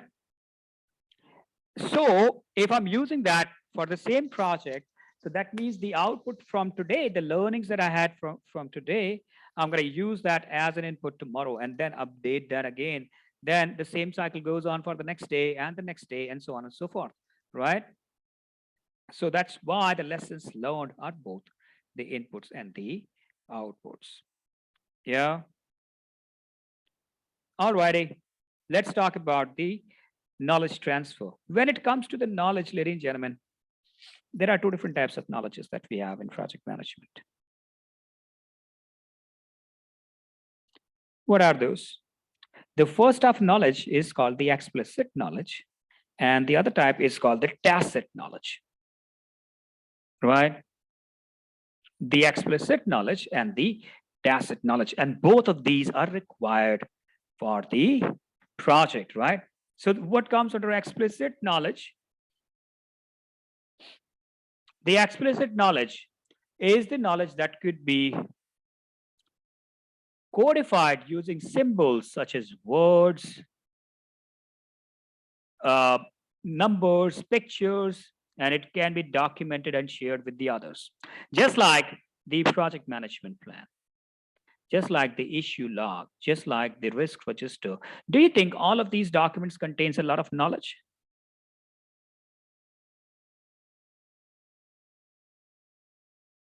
Yeah,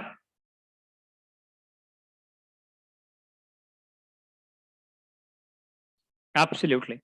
Now, that is one type of knowledge that we have. Then you have the tacit knowledge. Now, what comes under tacit knowledge? The tacit knowledge, ladies and gentlemen, is a personal knowledge that can be difficult to articulate and share, such as beliefs, experiences, and the insights. Now, that is what comes under the tacit knowledge, right? So, those personal knowledge, right? The experiences, the beliefs. Now, the tacit knowledge is essential to provide the context to the explicit knowledge. You cannot come up with the explicit knowledge without the tacit knowledge. Let's take an example to understand the tacit knowledge here. Remind me, did I ever talk about this guy, Tanvir? Did I talk about that guy before? This guy? Yeah. You remember this guy, right? So when we were talking about mentoring, coaching and mentoring, yeah. So I talked about him. Now Tanvir is managing a huge project as a solar power project, basically, right? And he's doing a fantastic job. Now, whenever I go to his site, I go there only once in a month, right? And every single time I go there, the customer appreciates this guy, right? Uh, but this is something with the young people. There's something with the young project managers that they actually wants to showcase the good work that they are doing. Although this guy's working with me for 7 years now, but he's, I saw him as a kid, right? So now he's a grown-up project manager, right? So he still have this tendency that whenever he does something good, he want me to appreciate him, right? He want me to know that this is what I have done, and that the client is appreciating me with that, right? So, and all the young kids would do it, and I agree with that. There is nothing wrong in that, right? So I went to his site, and there he was sending a report to his sponsor. He was about to send that report, and he wanted to show me that the good job that he's been doing, right? So he said, "Hey, such and so, do you have 5 minutes with you?" I said, "Yeah, tell me." All right. He said, I was about to send a report to my sponsor. Can you please look it into that report and suggest me if I'm missing something in that?" I said, "All right." So I understood why he's asking me that, but I still went ahead. I said, "Absolutely, I'll look into that. Show me." Right. And he showed me the report.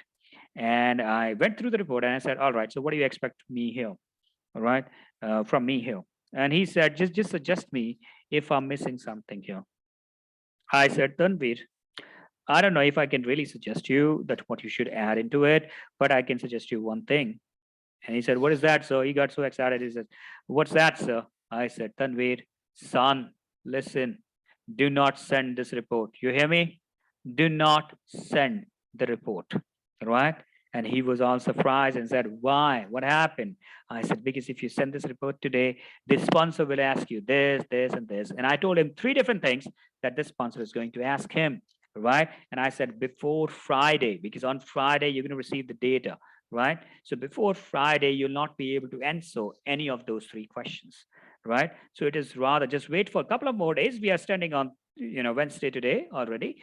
Just wait up to Friday, update that data, let this data come to you, update that, and then you send this report. Then it would make more sense for the sponsor. And he said, "All right, this is what I'm going to do." And then I left. I came back to New Delhi, right? And guess what? He sent that report the same day, because he was too confident on what he was doing, because he is the actual guy at the site, right? So he was very confident about the work that he did, right? So he sent that report. And then he calls me on the next Tuesday, right? And he said, such and so. I said, yeah, tell me. So I need your help. I'm stuck. I said, what happened? He said, I just want to know one thing from you, sir, that how on earth did you know what the sponsor is about to ask me? Because I just received a mail from the sponsor and asking me exactly the same three questions that you said he would ask me. And now I'm stuck, so please tell me, what should I do? Right? I said, I told you, buddy. I told you. This is what he's going to ask you, but you didn't listen. Right? And then I explained him. Now, what you have to do? You have to do this. This is how you have to respond. Now, what was his question to me? His question to me, ladies and gentlemen, was that how on earth did I know that what the sponsor is going to ask me? Ask him, tell me. Even if I try to explain that to him, will I be able to do that? That's my gut feeling, right? That's my belief, that's my experiences, these are my insights. That is called the tacit knowledge. That's why you need people like me with the gray beard and gray hair, right? So that's why you need old people, that's why you need experienced people, because we have seen these many summers and rains and sunny skies that we can tell, you know that what is going to happen next, right? So we can tell that. This is called the tacit knowledge. So if you understood the difference between the explicit knowledge and the tacit knowledge, please say I on the chat for me. So just remember this Tanvir's example so you would remember. Yep. Moving on to the lessons learned, ladies and gentlemen, the knowledge gained during a project which shows how the project events were addressed or should be addressed in the future for the purpose of improving the future performance, right? So the lessons learned, the knowledge that you gain, right? Now, what goes into it? Lessons learned. Let's talk about it. Knowledge gained during a project can be useful to subsequent phases of the project and to the other projects, right? So for the same project, for the future activities, it could be, it could be useful in that, or it could be useful for the future projects, right? Future, the projects which might be done by you or by the other project managers include both the positives and the negative experiences that occurs throughout the project life cycle. Avoids reinventing the wheel. Now, this is one of the favorite dialogues of my dad. He keeps saying this, right? That soldier, the life is too short to do all the mistakes by yourself. You have to learn by the mistakes of the others, right? So you don't have to reinvent the wheel. The wheel is already here. You just need to understand the utilities of at what all the areas you can use a wheel, right? So he keeps telling me that since the very beginning, right? That's one of his favorite dialogues. You don't have to reinvent the wheel, right? That always reminds me of my dad. He's 77 now, now very old guy. And, yeah, he's full of wisdom, an army retired veteran. So, yeah, long-term learning tool, ladies and gentlemen. So the lessons learned is something that you can use for a longer period of time, right? So that is what comes with lessons learned. Moving on to the considerations. So what should go as a part of the lessons learned? Everything, right? Ranging from conflict management to the vendor relationships to the customer strategy, tactics, everything. Good things and bad things. Everything should go into the lessons learned. Moving on to the lessons learned register. Now that's the output of that process of manage the project knowledge process, right?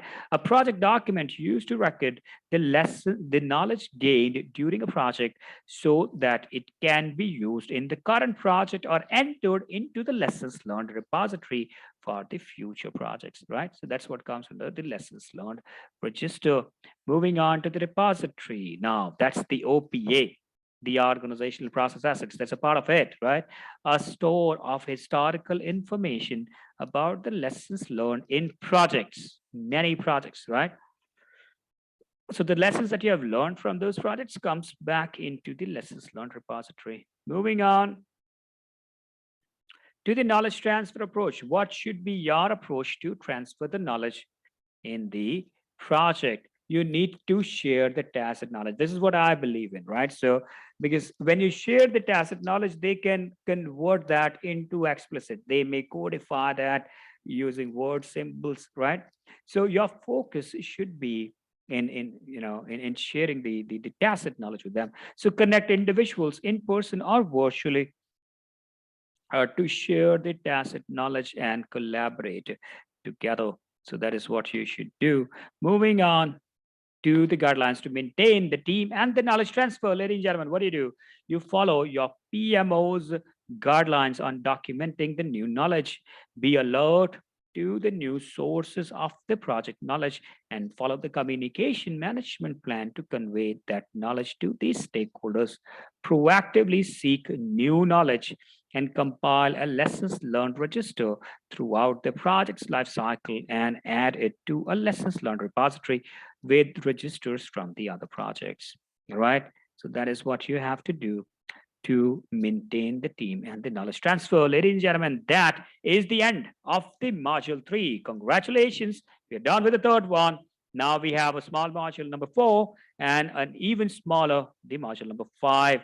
And then we have a lot of time with us. We have almost more than 2 hours for today, right? And then we have a full day class tomorrow, right? So I'm not worried about your course anymore, right? So I'm going to just go ahead, open up the module 4 now.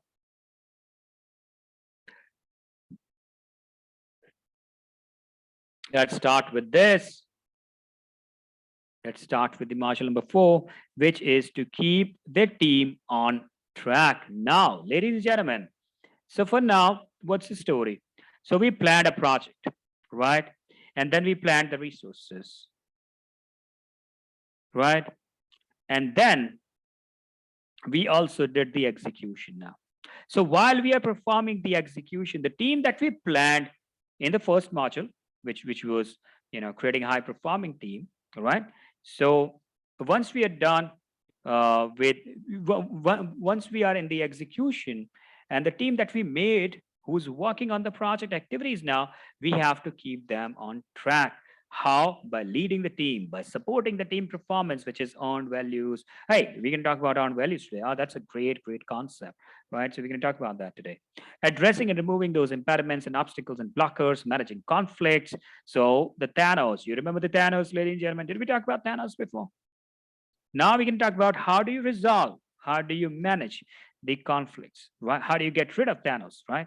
Collaborate with the stakeholders, mentor the relevant stakeholders. We had similar topic, which was training and mentoring, training and coaching the stakeholders, right? So we have mentoring here now. And then you have applying the emotional intelligence to promote the team performance, right? So all of these are the tools that you may use to keep the team on track. Now, because we are talking about the team here, tell me what domain this area should belong to. That should belong to which domain?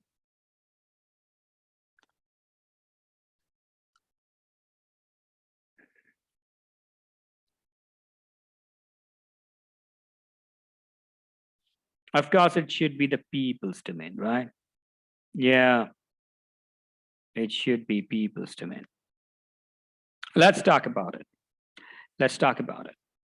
Let's start with the first topic, which is leading the team. Now, the team that you made, right, during the lesson number 1, that was the first topic, building the team. Remember that? That was the topic alpha there, building the team. So the team that you built, you're going to lead the team now. How would you lead that? Let's talk about this. Deliverables and the tools, ladies and gentlemen, for leading the team. The deliverables by sharing the vision or the mission document with them, by sharing the project charter, by using the product box exercises, by giving them rewards and recognitions, right? These are the deliverables. That's how you can lead the team. What are the tools for that? Diversity awareness, leadership styles, influence matrices, salience models, power grids. We know all of these already. Behavior models, challenging the status quo. Now, this is one of the biggest of the traits of a leader. He would always challenge the status quo, right? recognize contributions, removing impediments, and communicating the vision. Ladies and gentlemen, these are the tools that we're going to use to lead a team.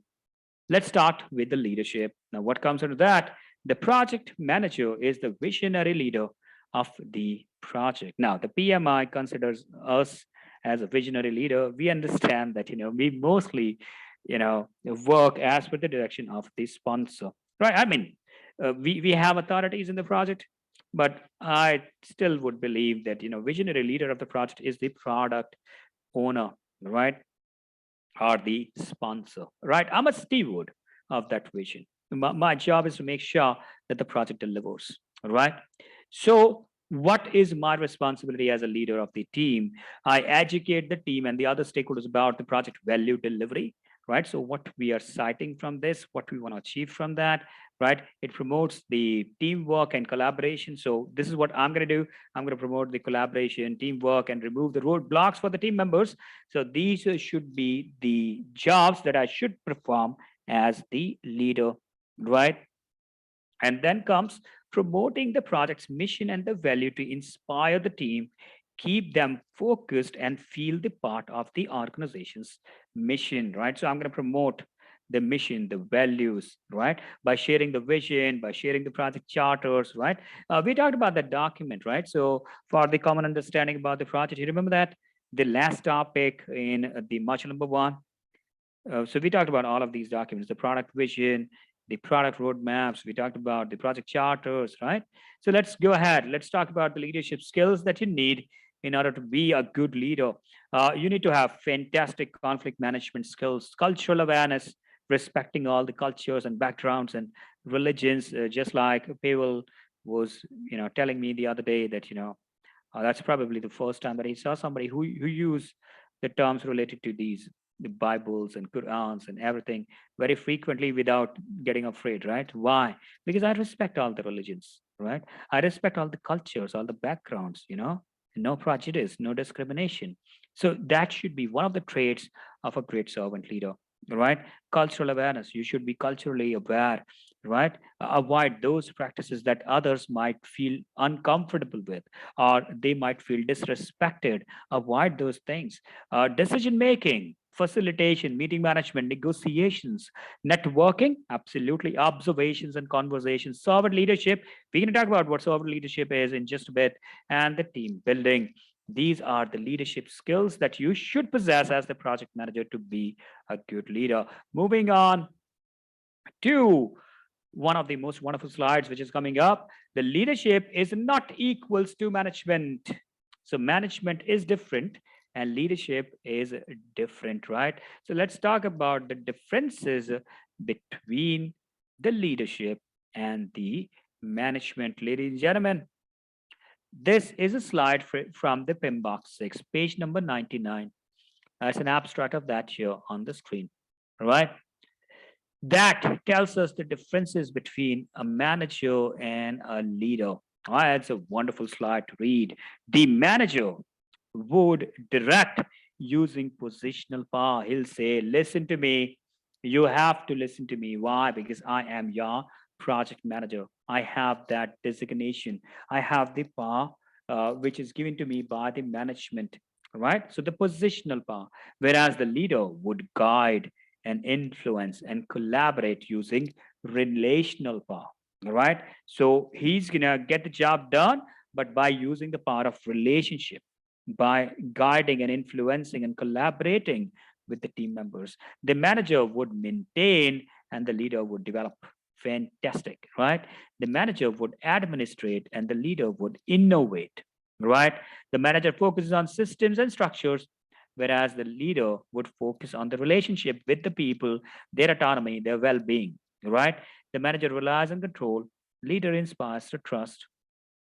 The manager focuses on near term goals, the leader would look at a focus on the long range vision. Just like as a leader, I started mentoring Tanvir 7 years ago because I had this vision that, where I want to see him in those 7 years, right? So that's a long range vision, right? The manager would ask how and when, how that happened, such an when that happened. Whereas the leader, he would show concern and ask me, "What happened, Sachin? Are you okay? First, tell me that.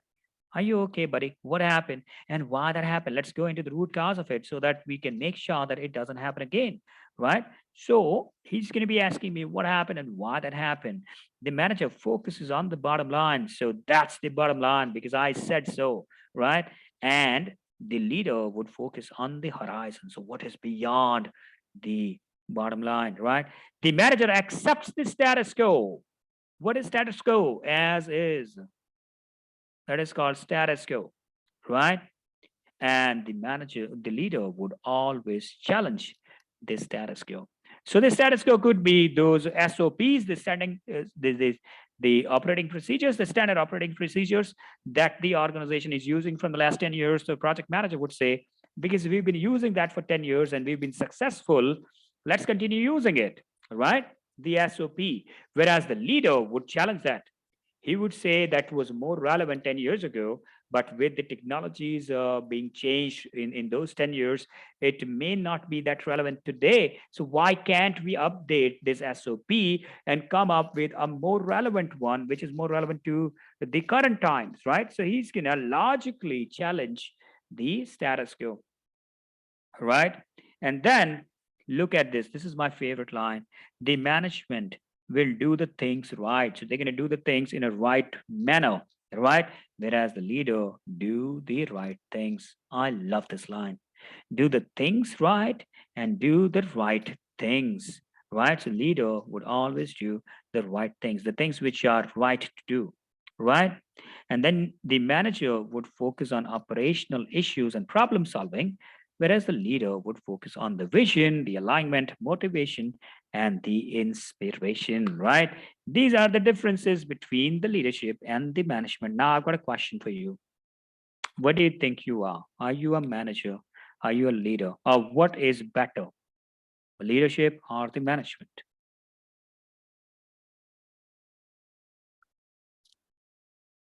Marcia goes with the leadership, hands down.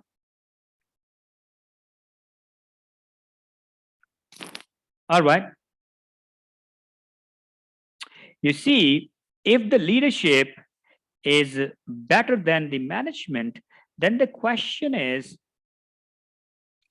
right? The question is that why the course is project management professional, why it isn't the project leadership professional.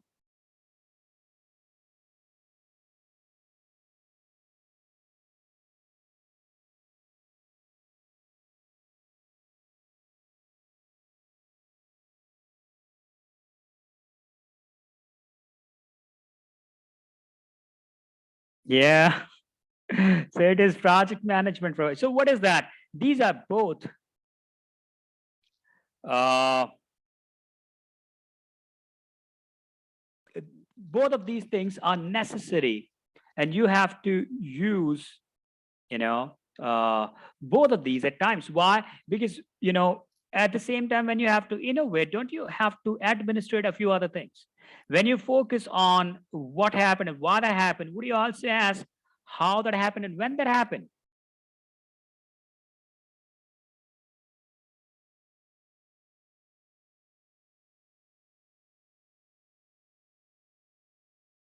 Yep. You have resources, processes as well, which you have to absolutely. This is what I'm saying.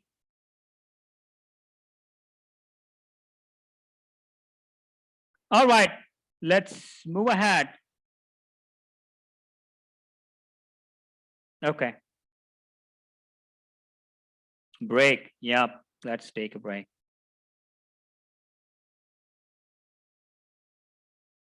What is the time right now?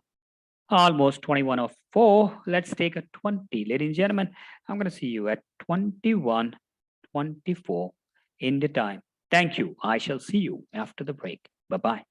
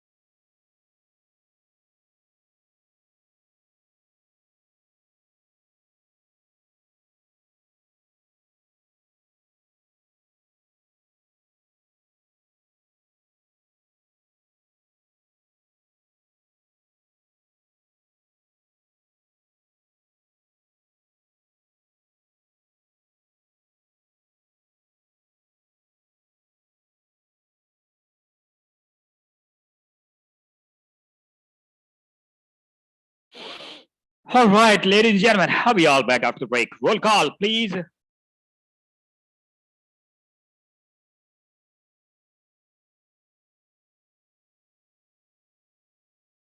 All righty. So I've got Paul here. Black tea is in the house. All right. All right. So, okay. Hey, you guys have a group, a WhatsApp group that you made for yourself, is it?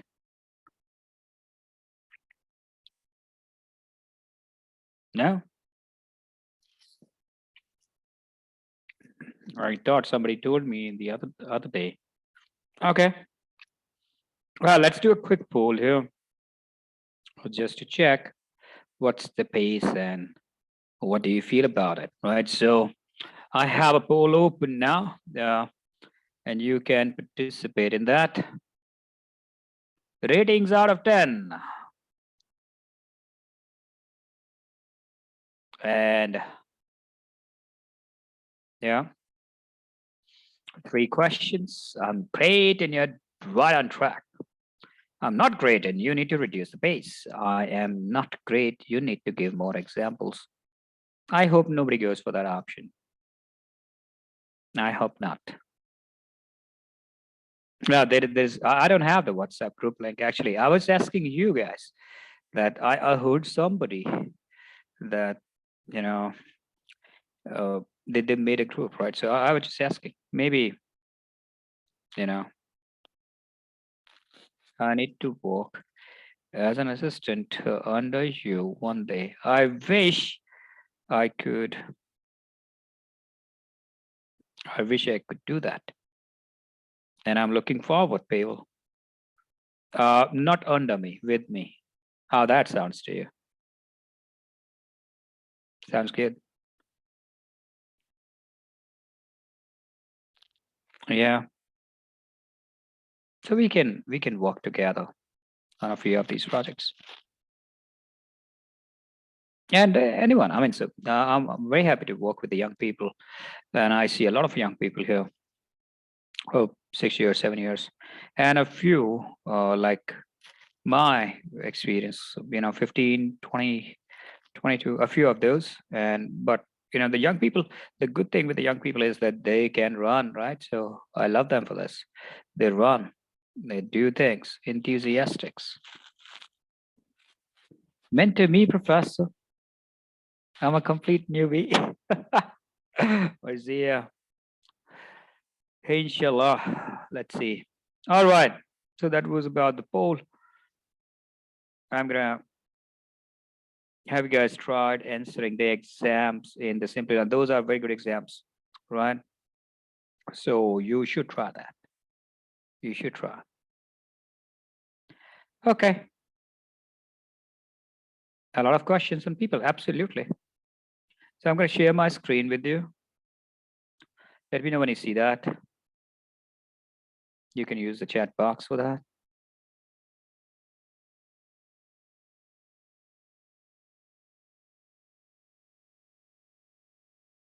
All righty.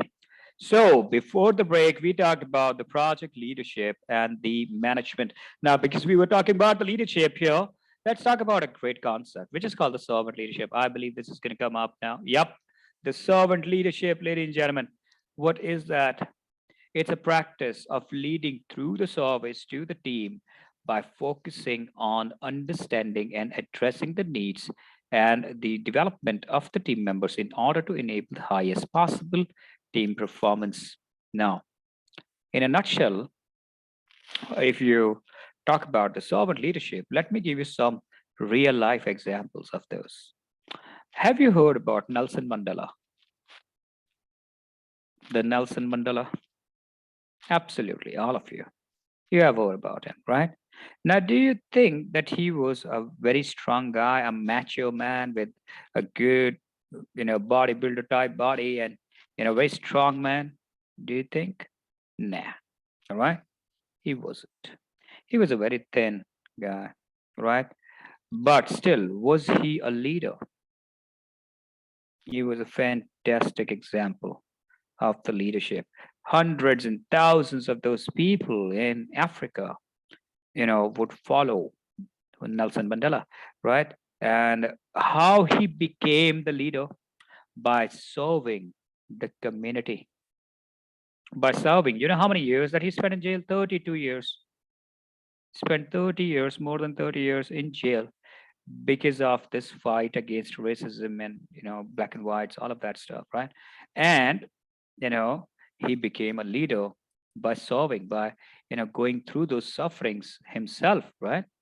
So that is called a servant leader who serve, who who becomes a leader by serving the people, right?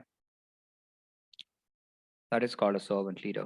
All right. The other example is Mahatma Gandhi. Have you heard about him? Mahatma Gandhi, right? So he's from India. All right. And again, when you look at him, he's a 5 feet two, 42 kgs of weight, very thin guy, right? And who would wear only one piece of cloth, only one piece of cloth all throughout the year, right? Who would walk bare feet, right, with a stick in his hand, and thousands and thousands of those people would follow him, right? Now, how he became the leader? Same, right? He served the people to become the leader. In nowadays, in today's world, if you want to see an example, a good example of servant leadership could be the ex-captain of the Indian cricket team. His name is MSD, Mahendra Singh Dhoni, right? I don't know how many of you have heard about him, but he's the Captain Cool, right? So we used to call him the Captain Cool. Now, this guy showed throughout his life, he showed all of those traits of a great servant leader. And I've seen this entire journey. I've witnessed that entire journey, right? So back in 2007, when he was made the captain of the Indian cricket team, the Indian team was going for their very first T20 World Cup, right? And the team was not very settled, and MS was told to lead the team, all right? And that was his first tournament. Uh, the World Cup, that's a big stage, right? That happened just a couple of weeks ago. I believe England won the World Cup this time, the T20, right? So back in 2007, that was the first time that this T20 World Cup was organized, all right? And MS was leading the team of he was leading the Indian contingent. You know what happened? We won the very first World Cup. We were the champions, all right?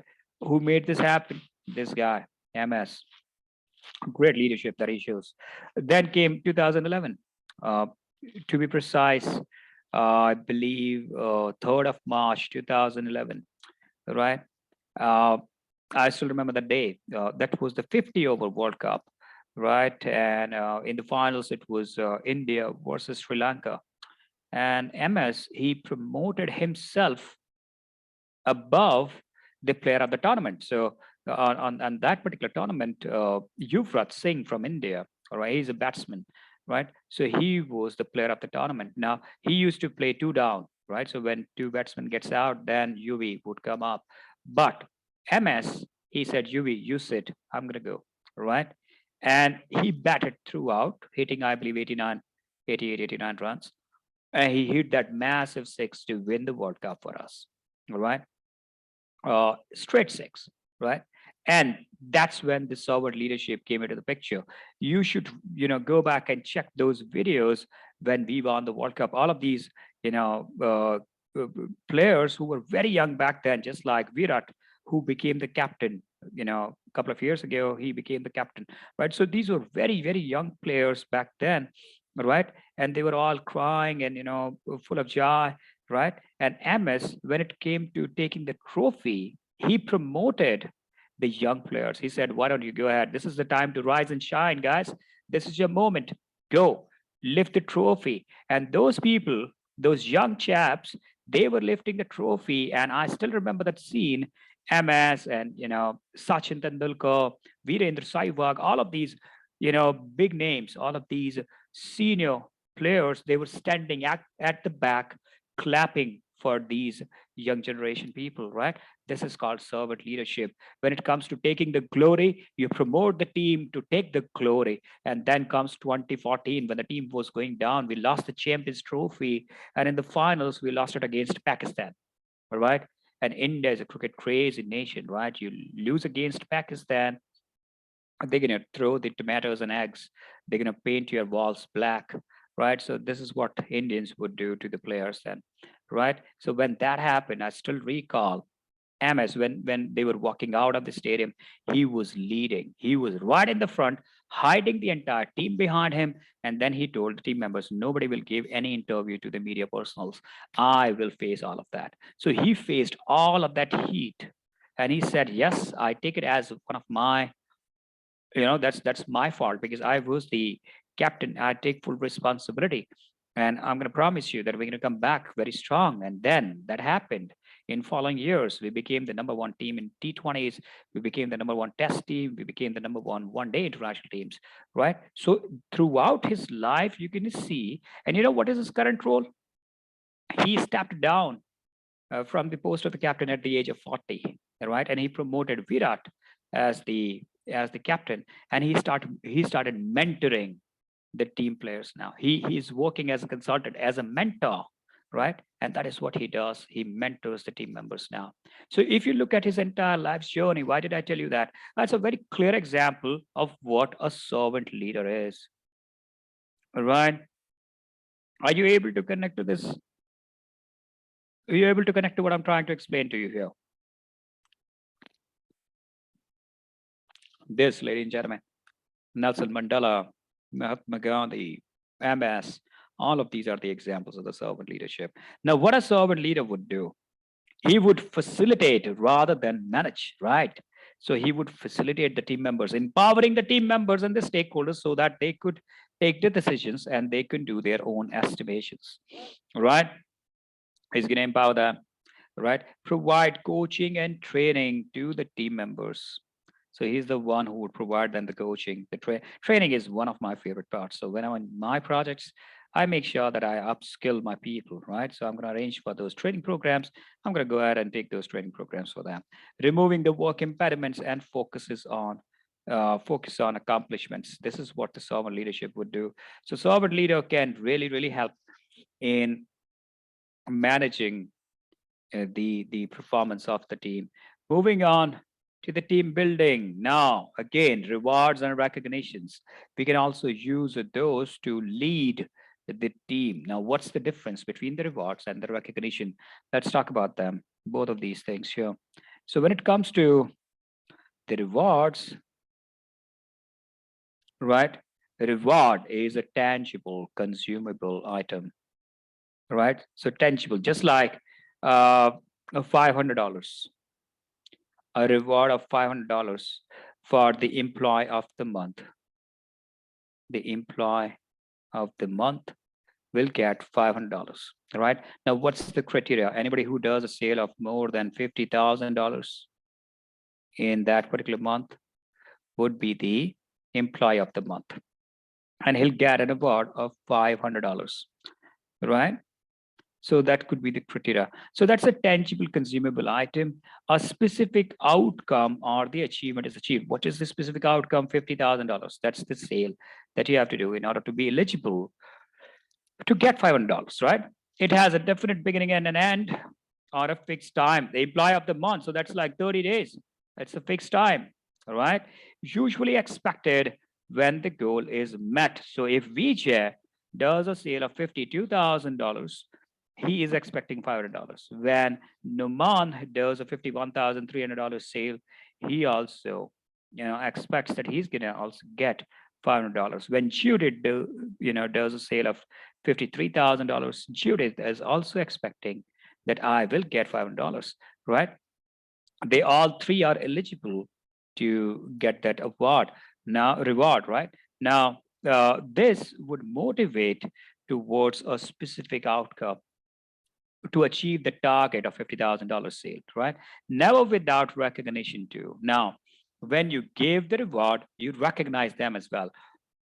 So you say, ladies and gentlemen, round of applause for Judith, for Vijay, and for Naman. These three are the employee of the month. All three of these, right? And they all did a sale, which is more than $50,000. All three of them will receive a cash prize, a cash reward of $500, right? So this comes with recognition. Rewards will come with the recognition. And then you have recognition. What is that? That's an intangible, experiential event, intangible, just like, say, Leslie here, all right?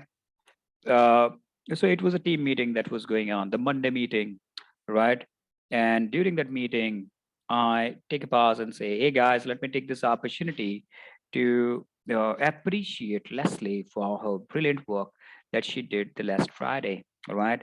Last Friday, ladies and gentlemen, she she was in the office up to late evening, right? So she stayed back after hours just to make sure that all of these reports are in place, these reports are compiled, right? And it is only because of her that we are able to do this meeting today. So round of applause for Leslie. Right now, the rest of the people, Paul and Pavel and rest of the people, they all are appreciating and clapping, applauding Leslie. All right, now this is intangible.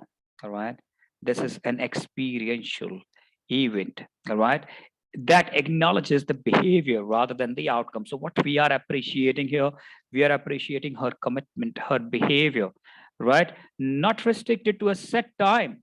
So it is not that she has to work similar way for the next 1 year or 6 months or 3 months. Only then I'm going to recognize her. So it is not restricted to a set time.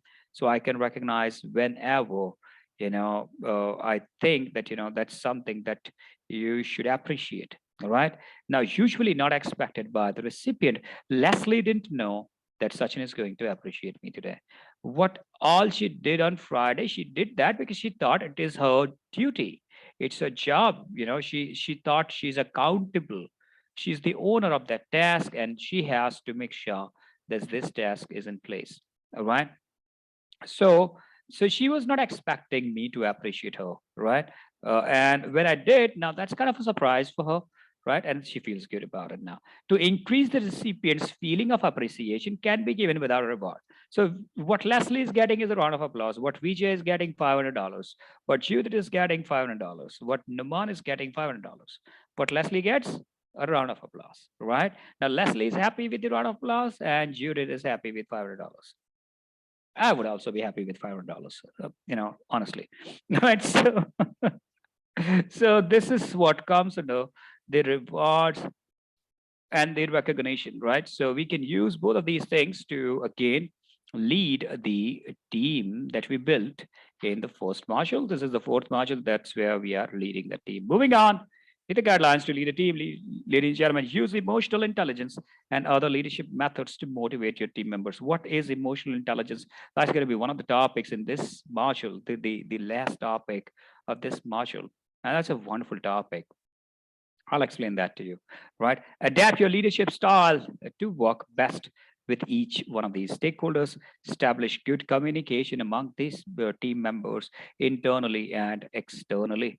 Monitor performance of the team members on an ongoing basis. Manage the conflict and establish an issue log to track and assign the project issues.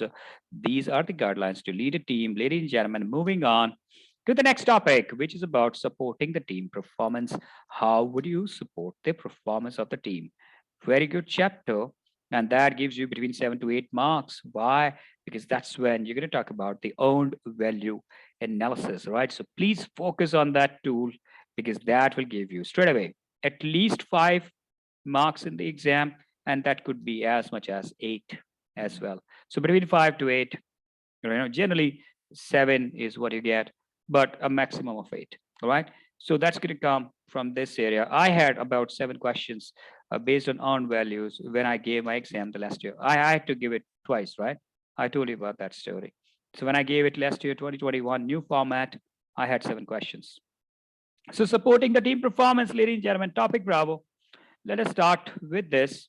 How would you support the performance of your team by defining and using the RACI matrices? Absolutely. Assigning the responsibilities and accountabilities, right? Management by objectives. Now, what comes from management by objectives? This is first we define the objectives for the team members. Then we check that where the team stands, where are the variances, and then we manage them uh, by applying or modifying these strategies. All right. So it's like variance analysis and taking corrective actions, basically. So management by objective, benchmarking, comparison between your product service result with a standard product service result, and to try and either meet or exceed those features and functionalities of the standard product, right? So we can use that benchmark to check the performance of the team members as well. We can define those KPIs and KRAs. They could work as the benchmarks. Performance reports to show how the teams are performing, all right? Now, the tools could be the RACI matrices, task boards, performance tracking tools, information radiators, burn up, burn down charts, very simple charts that we use in during projects, earned value, throughput analysis, cycle time, value streams. We know the rest of it except of the earned values. Now, this is something that we will talk about in this module, in this chapter. Let us start with the KPIs. Now, that's where you define the objectives. So in management by objectives, first we define those objectives, all right? These are called the key performance indicators. Now, these are the matrices that you have to comply with, that you have to, that you have to make sure that you are fulfilling, those parameters in that matrix. So your appraisals and the promotions, all of that would be dependent on the KPIs. Now, the KPIs are not only defined for the project team members. The KPIs are also defined for the project manager himself, right? And these are defined by the organizational leadership, the senior leadership, mostly the top management. They define those, KPIs. So let's talk about KPIs here. The matrix is used to evaluate an organization's progress towards meeting its goals and objectives, usually defined by the organizational leadership. There we go, right? So the leadership would define the KPIs, and then you have to manage those KPIs, right? Just like one of the key performance indicators for me is to get at least a band of 9 out of 10 when it comes to the feedback, right? So this is one of my KPIs, right? So when you give me less than 9, my KPI is actually breached. And that's why I keep, requesting you that if you like the session, you go for 9 or 10, or on a scale of 5, go for the 5, the rating 5. Because if you are going 4 and 3, right, it's breaching my KPI, right?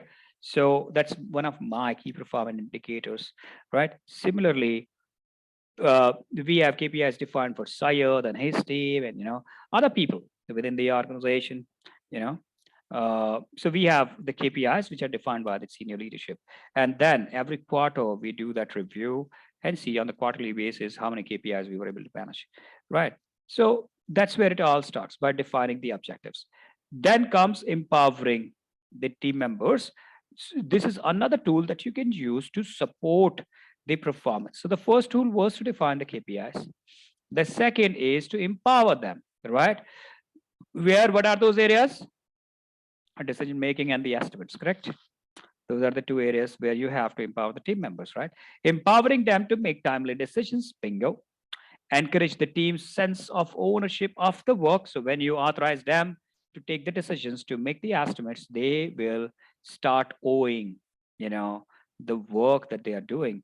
Encourage the team to foster collaborative work and decision making, and prioritize the team unity. I keep saying this, individual contributions are important, but the team unity is critical, right? I said it many times in the past as well. I remember that, right? So that's what it is. So it is always the team who takes the precedence, the priority over the individual performances, right? So it is critical, right? Although individual contributions are important, but the team performance is beyond. It would always take a precedence over that.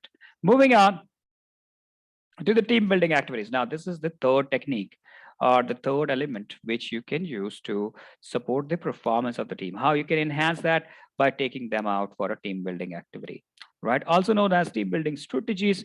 They could be formal, informal, they could be brief or extended. Now you can facilitate that all by yourself, or you could use a group facilitator for that. All right. So it can happen both the ways. Now we used to have group facilitators. So 3 years ago, when we were doing most of the projects from the site, right, I used to make sure that if it is a 6 months project, so at least once in those 6 months, I'm going to take my team out for an outing, 2 to 3 days of outing, right? So maybe at a hill station, uh, and there we're going to do the tug of wars, we're going to do the rope climbing and tracking, and then we play those games. Like there's a game that I really love for team building, that is called the landmine game. Have you ever played the landmine? I love that game for team building. The landmine. No, what is that? So in which there would be two team members, right? So we're gonna make the pairs. Now one team member would be blindfolded, and there would be a field full of landmines. Now these landmines are nothing but stones. So we put stones or any other obstacle, right? And then the team member with the blindfolds on, he needs to cross that landmine field by listening to what the partner is saying. So the partner says, all right, so go straight, go straight. Now stop, stop, stop, stop. There's a landmine right in front of you. Just take a left slightly. Yes. Now go straight. Now take a right, go straight. Take a left again, go straight. Right. Now another left, go straight. And now the right. And you clear the minefield. Right. Now, if they are able to win this game, so that means what? That means the partner who was instructing, or who was telling the blindfolded partner that what he needs to do. So the blindfolded partner was trusting him, and that trust made them pass that landmine field. Now when they come back to their offices and they start working on the project, they carry the same attitude. They trust each other, because they still know that they won this game last time, right, by trusting each other. So that enhances their trust, their confidence on each other. All right, so that is one of the exercise that you can do. There are others as well. So you can facilitate them all by yourself, or you could have a group facilitator. They are going through the minefield together. Just one is blindfolded. No, no, no, no. The one who's blindfolded, he's going through the minefield, and the other one, he's standing at the corner, right? And he's just instructing him that now you have to go straight, now you have to go left, now you have to go right. Yeah, it's a fantastic game. Just do a Google, uh, the the landmine games, so minefields. So it's going to come up. That's a good game for team building. You all can also try that, right? So tug of war is a good game for team building, because when you win that game, that gives you a lot of confidence that yes, this team can can do things together, right? So yeah, so these are all the games that you can play as a part of team building exercises, and that can help you to enhance the performance of the team. Then comes performance assessment, how they are performing. That's again a part of uh, the management by objectives. So that's basically a cycle. In that cycle, you first define the objectives, the goals, and then you compare the performance to the goals, right? So were you able to meet the goals or not? Then you re-clarify the roles and responsibilities. If there are confusions, you re-clarify that. You deliver the positive as well as the negative feedback. You discover unknown or unresolved issues, that when you were not able to meet the goals, so when you did the comparison, if you're not able to do that, why you were not able to do that, what was the reason, or what were those issues. You create and monitoring individual training plans to meet those goals, and then you establish the future goals. And from here it goes back to the first point. Again, comparing the performance to the goals, re-clarifying the responsibilities, you come back here, you establish more goals, you go back here. Now, it's a cycle that keeps on going. This is called the performance assessment, right? So this is another tool that you can use to enhance the performance of the team. Moving on, to the Tuckman's letter. Now, this is what every project manager should understand. Now, that would really, really help you to, manage the team and manage their performances, right? Uh, Dr. Bruce Tuckman. Have you heard about this gentleman, Dr. Bruce Tuckman?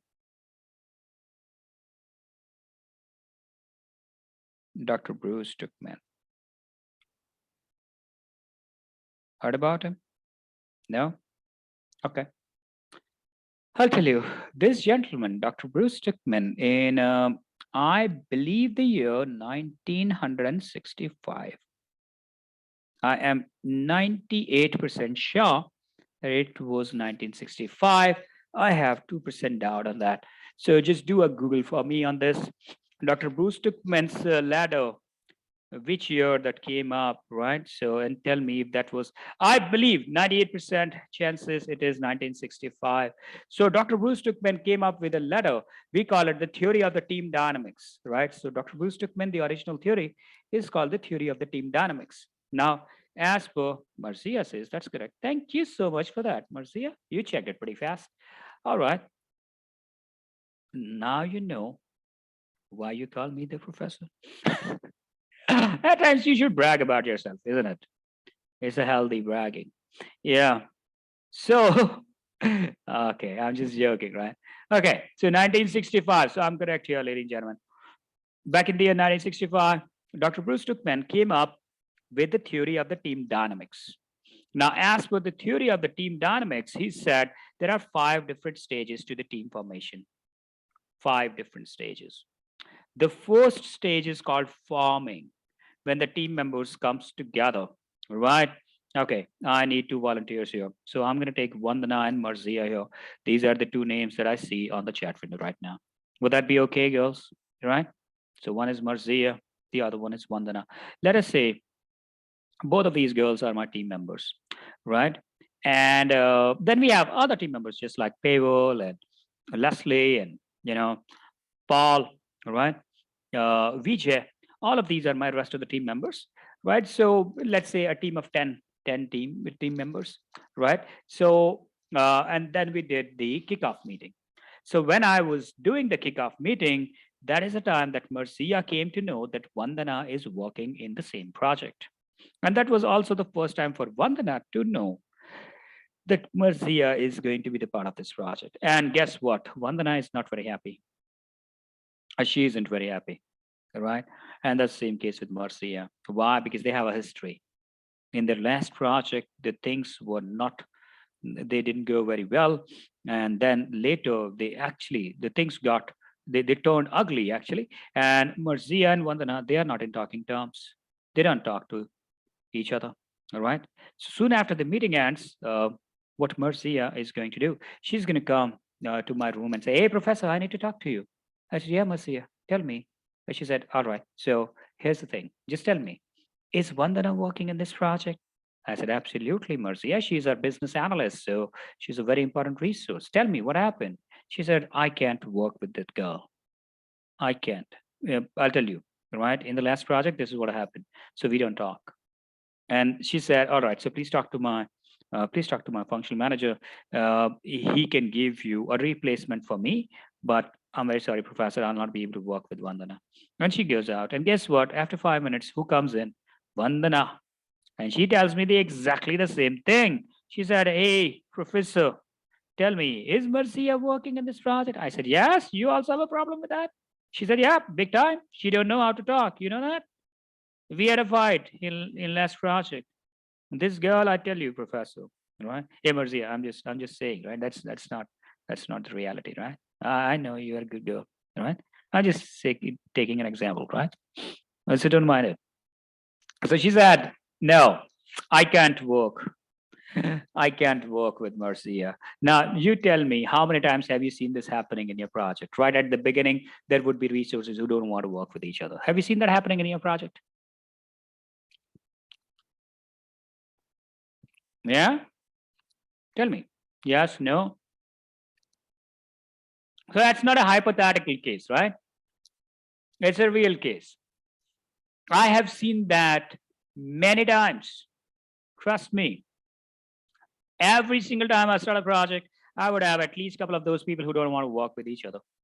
They may not be that big of rivals as Marzia and Vandanaya, but they don't like each other. All right, maybe because of the personal working styles, maybe because of the other issues, right? But I've seen that happening a lot many times, right? Now this is called storming, basically. So the moment you go into the farming, the storming starts, right? Disagreements. All right. People don't agree with each other. Marzia don't agree with Vandana, and Vandana don't agree with Marzia. Now, in our case, they don't even want to work together. What do you have to do? Now, that's where the project manager comes into the picture, because this is your job. Norming, normalizing. How would you do the normalization? Right. So, ground rules, maybe.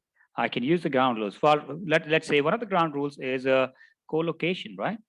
Co-location. Now, what I'm going to do, I'm going to first, you see what is happening right now. Marzia sits in her department with her people in her comfort zone. And Vandana sits in her department, her people, and her comfort zone. All right. Now, because of that, uh, you know, they are not interacting with each other. So, what I'm going to do, I'm going to take them out of their comfort zones. And I'm going to make this a rule, a ground rule that, hey guys, nobody will sit in their departments. Everybody needs to sit here in this room. And I'm going to book a room and I'm going to mark that as, say, the war room for Project X. Project X war room, right? I said everybody would sit here, right?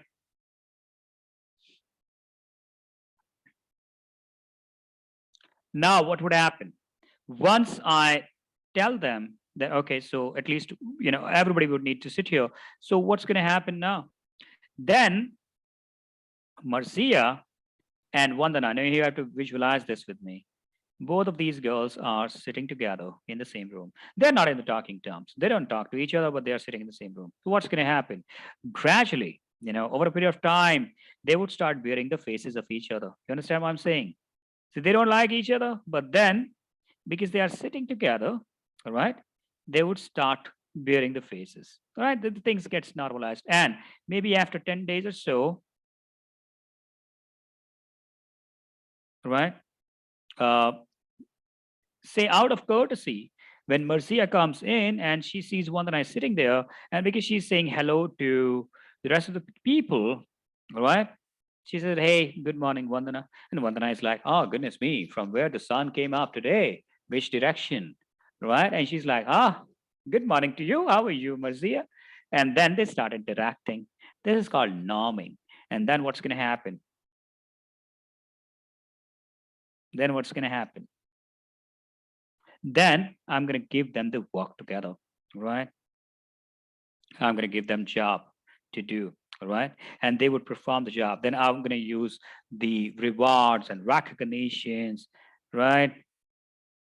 And that is the time when they would start feeling that we are a good team, right? Because the project manager is rewarding us, recognizing us. He's telling us, right, that yes, you guys are doing great job, right? So they'll perform. The team is working at an optimal productivity and is collaborating easily, communicating freely, and solving its own problems, conflict problems. That's what comes under performing. And then comes adjourning, right? Adjourning is the team completes their assigned job and then shift to the next project or the next assigned work. So they kept working, right? And they completed the job, and now they are adjourning, right? They're going for the other assignment. Now that's the time. That's the time when Marcia will reach out to Vandana and say, "Hey, Vandana, I know, things were not very great in last project, but this project was fantastic, and I really enjoyed working with you, and I'm looking forward to work with you again. And one that I say is the feelings are mutual, Mercy. I trust you, me. I also was very uncomfortable initially working with you, but you are a fantastic girl, right? So, and you are a very good team member, and I'm also looking forward to work with you again. So just think about it, ladies and gentlemen. Two people who were not willing to see each other's faces at the time of farming, right? Now they are telling each other that they are looking forward to work again together, right? Now you tell me who made this possible.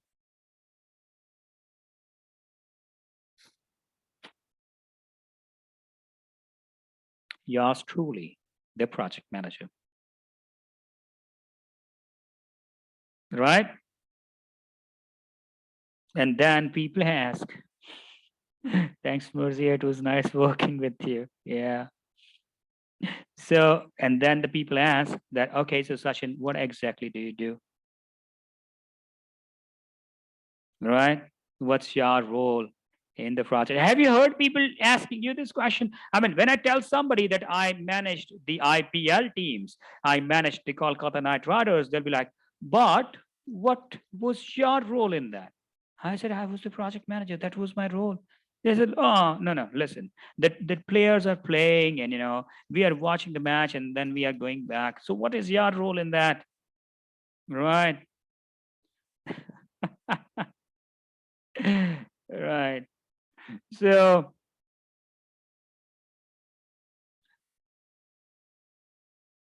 that is what it is.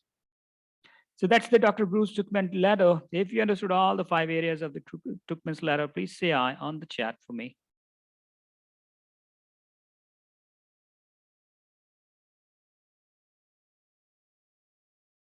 Alrighty, we're gonna move on then to the feedback. Now, this is again critical, very critical, right? It's crucial for any team using any methodology in any environment, right? Doesn't matter what methodology that we are talking about. It doesn't matter. Uh, be it predictive and HR, now whatever, right? The feedbacks are critical. These are very crucial, right?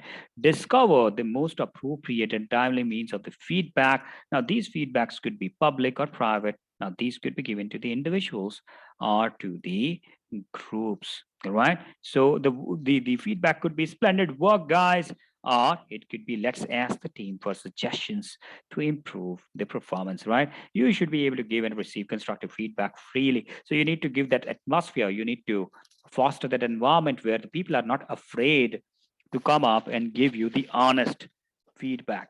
All right, they should be able to share the feedbacks freely. They should not be worried about then what's going to be the consequence of the feedback. So if I give a negative feedback, then what's going to be consequence of that, and they shouldn't be worried about it, right? So you need to make sure that you give that environment to them. Moving on to performance tracking techniques. Now, in performance tracking, we can use the Kanban boards for that. We all know this Kanban board. We talked about that many times.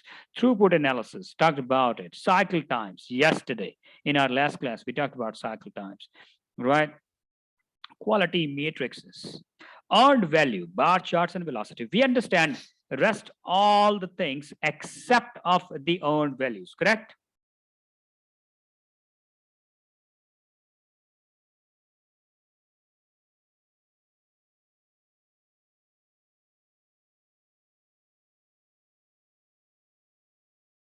Yes. Let's talk about uh, the earned values now. Now, from 3 hour scores today, what is 3 hour scores? I didn't get it. People?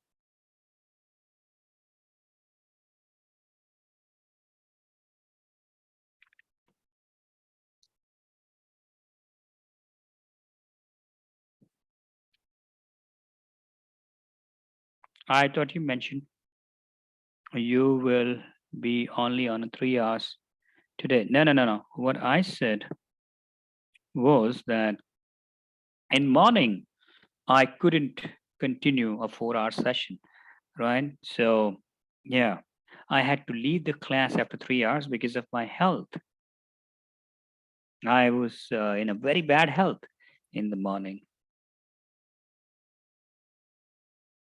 I was feeling dizzy, the choked throat, and whatnot. Right? Very bad morning.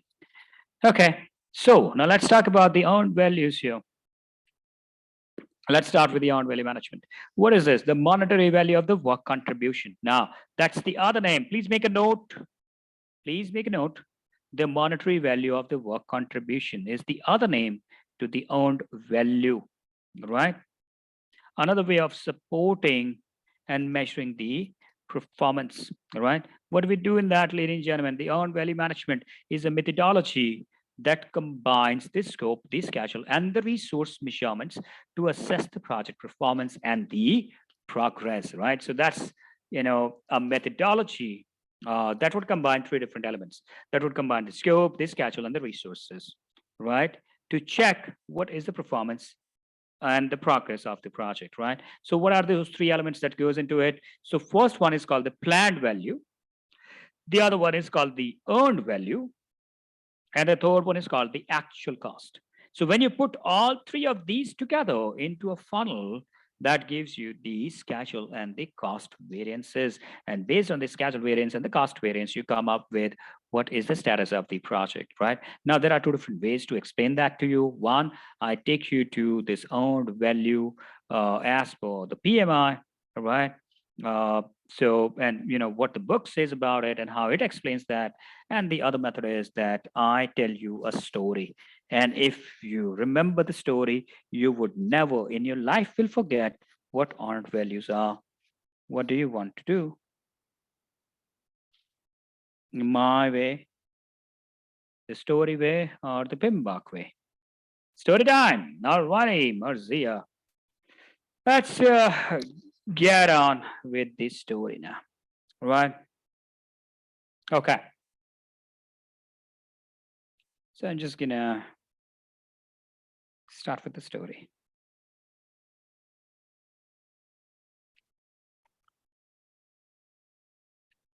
Where is your?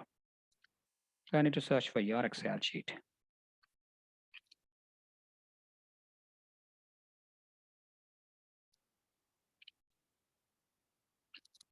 Is that yours? 15th of October, the evening batch. This is yours, right? You identified this one? Yeah. Have you seen that before? That's your file, right? Now that's where we talked about. You see, you remember the work performance data, work performance information, work performance report, Leslie? And then you have the story of the deliverables right here, right? And then you have the decision tree right here, all of that. Now here, now we're going to talk about the earned values. The earned value management.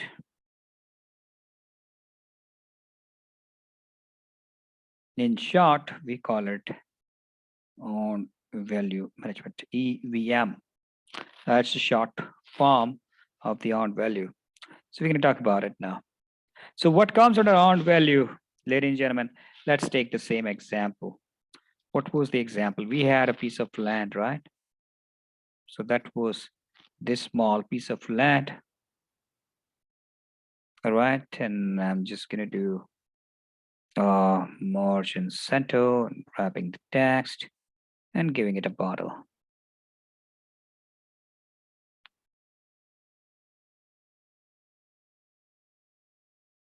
All right. So if you recall, that piece of land was a small piece of land, right? So it was like a 500 yards piece of land. And when I bought this back in the year 2016, right? Back in 2016. And then I waited good 5-6 years to start the construction. Let's agree on that. I'm a poor guy, right? Let's agree on that. So I never had the money. I had only enough money to, either buy the piece of land or to make the house, right? I didn't have the money for both. Now, back then, me and Leslie, because that's the last name that I see on the chat window here, right? So me and Leslie used to work together. Let's say if I was lucky enough to work with her back in 2016, right?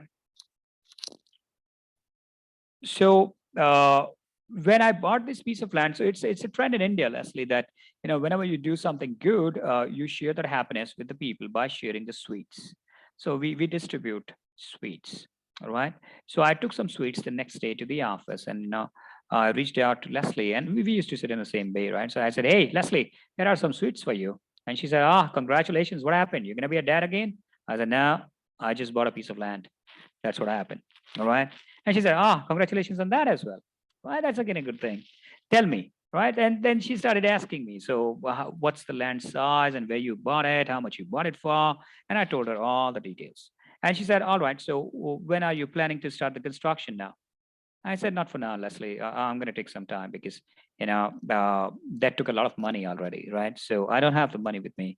I need to wait for a few years before I start the construction." She said, "All right. So maybe you're looking for another 2, 3 years at least." I said, "Even maybe more, Leslie, maybe 4 years, right? But whenever it is possible, I'm going to do that in future." And she said, "Okay. So in that case, can I suggest you something as a good friend, Sachin?" I said, "Absolutely. Tell me." She said that, uh, Sachin, if you take my suggestion, do not leave your land as is, all right? Because that's very common here in India, ladies and gentlemen, unfortunately. So if you keep the land empty, all right, somebody else would come and start claiming that land, that this is his land, right? And then he's going to have the forged paper, which which generally would look more genuine than your papers. And then you go into court of law, you fight the litigations and everything, right? It's very common in India, right? So the land mafia is very common in India, right? So to secure the land, what the people would do, they would do the boundary walls. Now, so she said that, why don't you do the boundary walls for now? And then whenever you have the money, you can build the house. I actually liked her idea, right?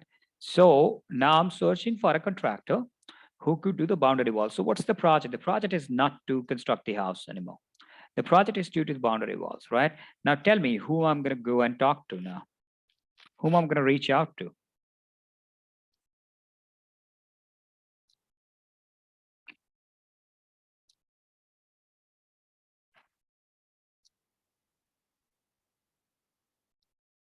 Noah, absolutely.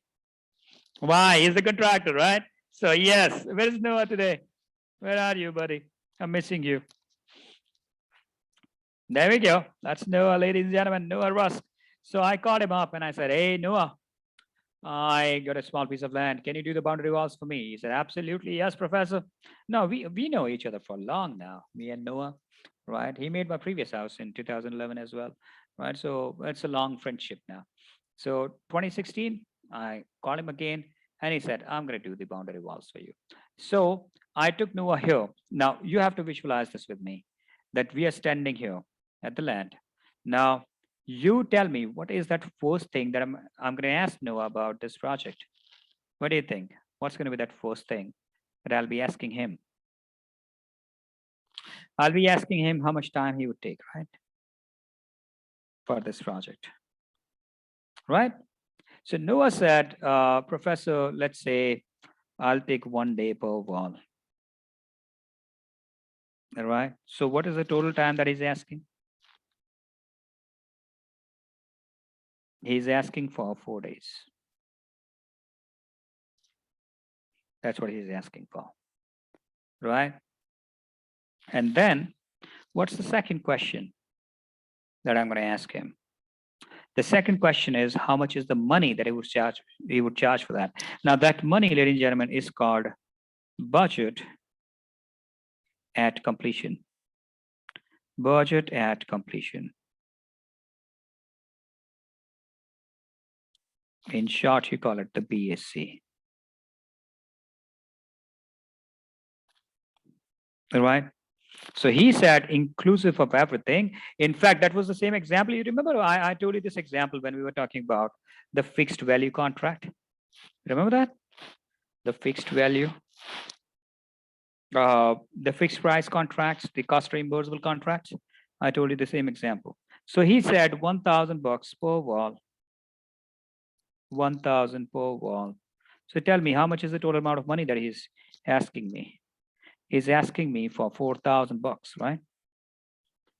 Now, this is called the BAC, the budget at completion, right? Now then, what I'm going to do?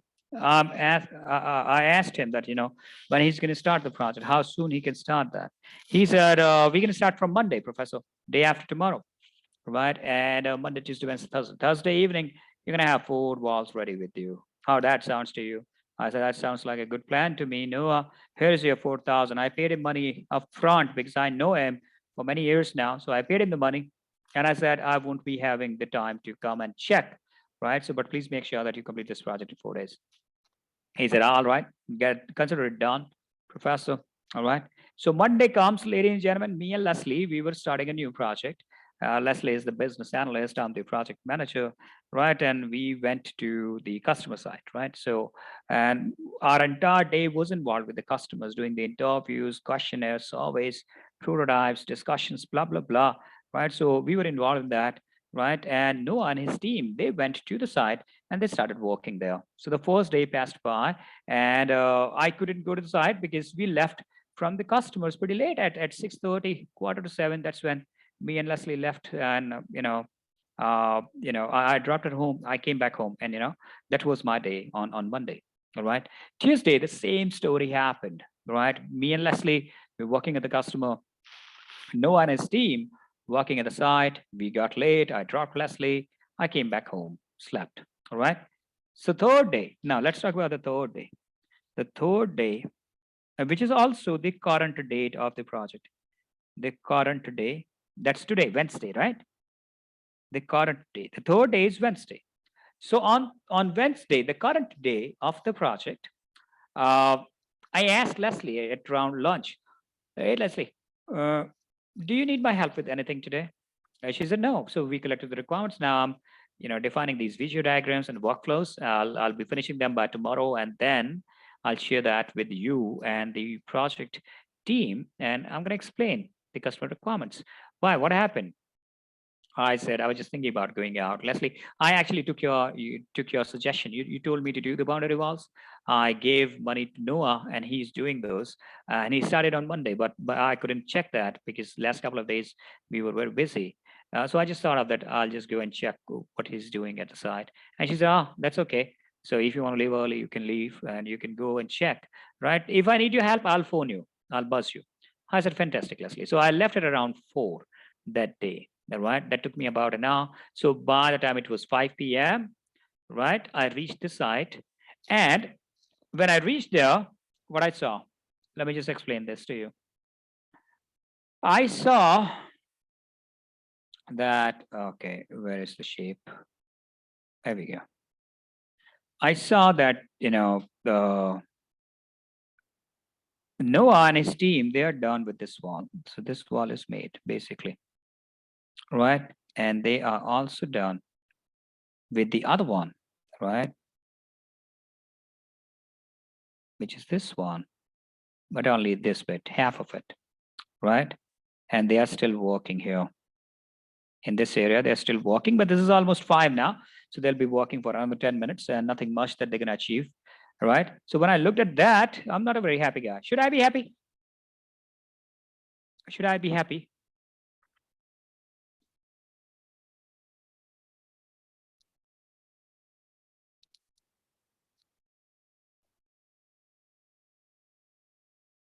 Why? Why I shouldn't be happy?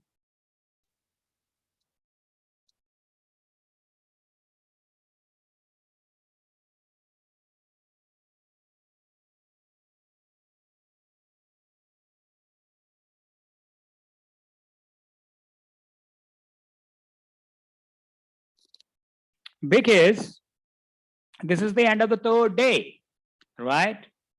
And Noah and his team should have done the second wall and also the third wall, right? They should have done the third one, but the status is that they have done the first one and second of the half, the half of the second one, right? So yeah, I'm not a very happy guy. So I reached out to Noah and I said, hey Noah, you know what, buddy, we need to talk. And he said, yeah, Professor, I was about to phone you, right? I believe we have to talk. Come on, sit. Let's talk. Let me explain what happened. And then he explained to me that. He said, on Monday, we came here, we worked the entire day, we made the first wall.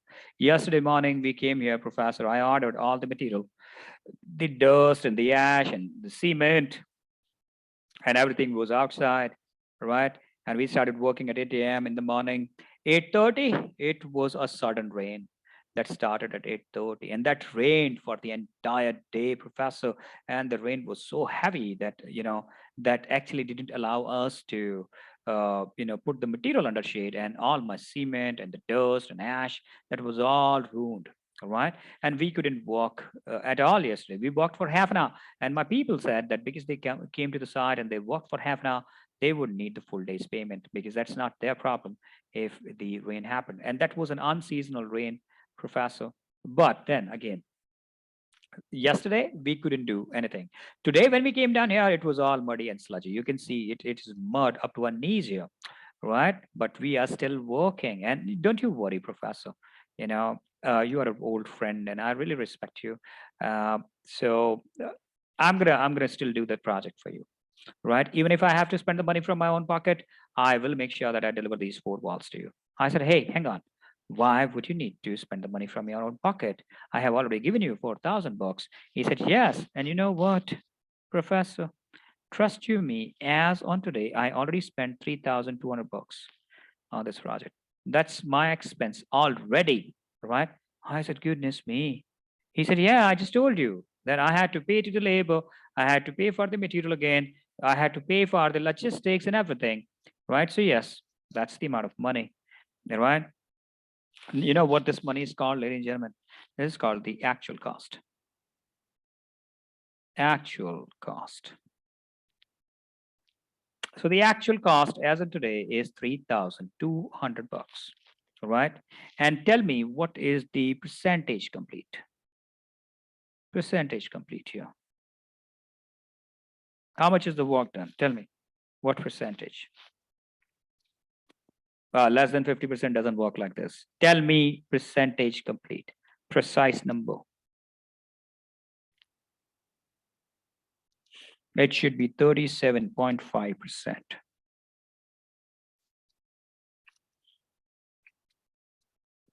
Ramya, nothing works like less than 50%, right?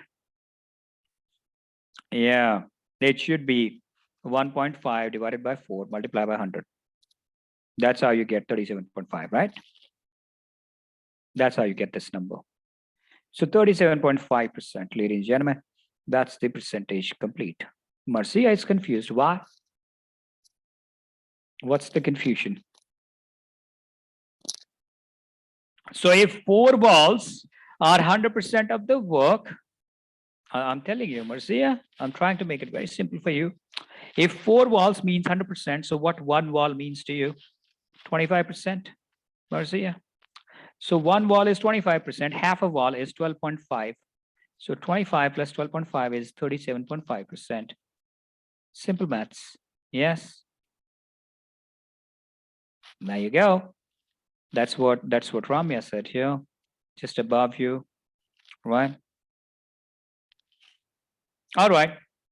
So the percentage complete is 37.50. All right. Tell me, what was the planned percentage completion as on today? Planned percentage.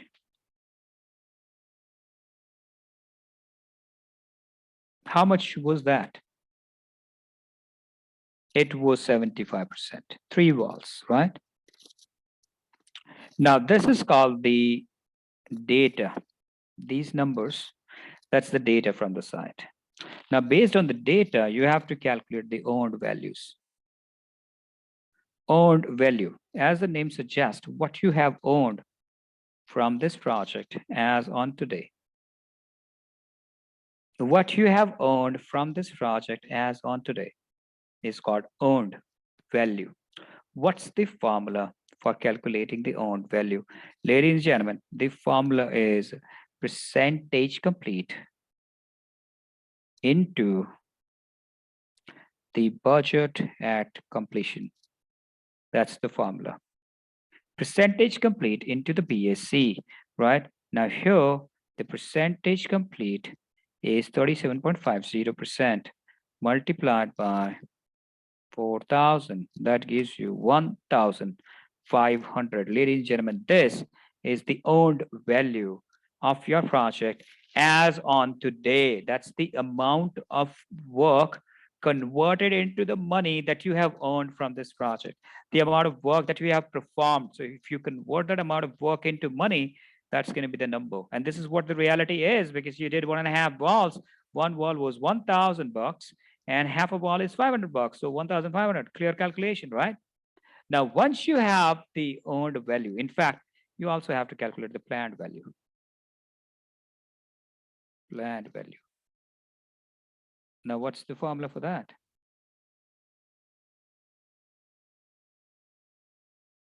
That's pretty simple. So the planned percentage complete into the BSC. That's going to be equals to 75% into 4,000, boom, $3,000. So the planned percentage is the planned value is 3,000 and the earned value is 1,500. Are we clear about these numbers that you see on the screen for now? Are we clear about these numbers? Yep. Now, once you have the earned value with you, ladies and gentlemen, you can calculate anything. All right. Let me explain what all things you can calculate. Okay. So now, if you want to calculate, you can calculate the schedule variance. We call it SV in short. You can calculate the cost variance. We call it CV. We can calculate schedule performance index.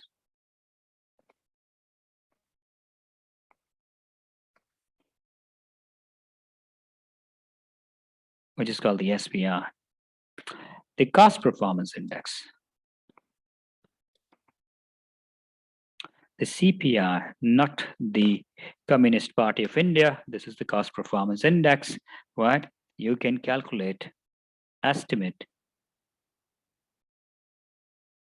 at completion, which is called the EAC. Now, estimated completion is what is the total amount of money that you will need as on today to complete this project? The total money. So originally we needed 4,000. How much is the total amount of money that we need now? Maybe 5,000, maybe 6,000, whatever.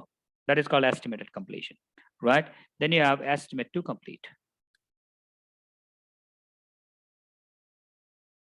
Estimate to complete. We call it ETC. Estimate to completion, right?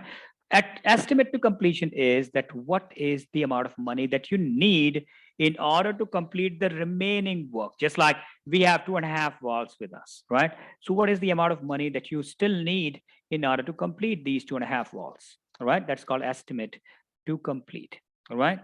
Then you have variance at completion, which is called the VAC. So what is the variance as on today, right? So if you complete the project today, what's going to be the variance? These are all the formulas now. Just like schedule variance is earned value minus the planned value, right? Cost value is earned value minus the actual cost. Schedule performance index is earned value divided by the planned value. Cost performance index is earned value divided by the actual cost. Estimated completion is a BAC divided by the CPI. And estimate to complete is EAC minus the actual cost. And the VAC, the variance at completion, is earned value, no, EAC, come on, BAC minus the EAC.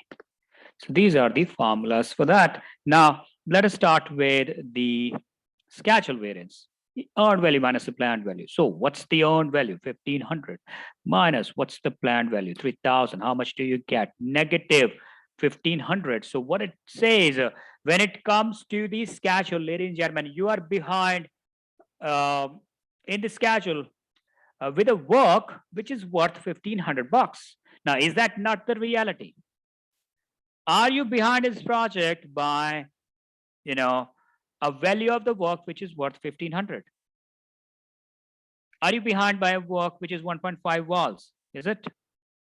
Or 1.5 days? Because you would take 1.5 days to make 1.5 walls as per the original plan. So yes, that's the correct number. So when it is in negative, that means you are behind. So you are behind on your schedule. And how much behind you are? With a work which is worth 1500 bucks, right? Then comes the cost variance. EV minus AC, 1500 minus, what is the actual cost? 3200. Oh, goodness me, this is even worse. So it is like 1700 bucks. So when it comes to the money, Paul, listen, buddy, when it comes to money, you're behind in the project because that's a negative variance, right? You're behind in the project by 1700 bucks. So you're behind in the project by 1700 bucks, Paul. So what that means? Tell me one thing, Paul. You already needed 4,000 to complete the project and you are behind by 1,700. What is the minimum amount of money that you would need in the most ideal scenarios to complete this project? So even if you could complete the next 2.5 walls within 2,500 bucks, what is the least amount of money in total that you would need now? You already needed 4,000. You are behind by 1,700. I'm literally feeding the answer to you. You know that? In total, Harish, in total. Ramya, 5,700. Yes, bingo. So now at this stage, Noah, even if he's able to complete the rest of the 2.5 walls in 2,500 bucks as per the original plan, he would still end up spending 5,700 in the project because he already spent 3,200. He would need another 2,500. So 2,500 plus 3,200. How much is that? 5,700, right? So this is called the EAC, estimated completion, but that's not the actual number. You know why? Because this is the EAC in the most ideal situation. So looking at the amount of money that you have already spent on the project, which is 5,000, which is 3,200 for 1.5 walls, do you really think that he will be able to do the rest of 2.5 walls in just 2,500? Do you think he'll be able to do that? When he's taking 3,200 just for 1.5 walls. So this number will not remain here. It's not going to be 5,700. It's going to be way more than that. Let's see how much it's going to be. We'll come back to this, right? So in most ideal, this should be your EAC for now, all right? So again, schedule performance index, EV divided by the PV, earned value, divided by the planned value. How much do you get? You get 0.5. Ladies and gentlemen, please remember one thing. Marzia, listen to this. Listen. The moment any of your performance indexes goes below to 1, that means you are behind. You hear me? If the performance indexes goes below to 1, that means you are behind. And what a schedule performance index of 0.5 explains, it explains that you work for the entire day, your output, your productivity is equals to that of the half a day. So that's the speed that you're moving with, right?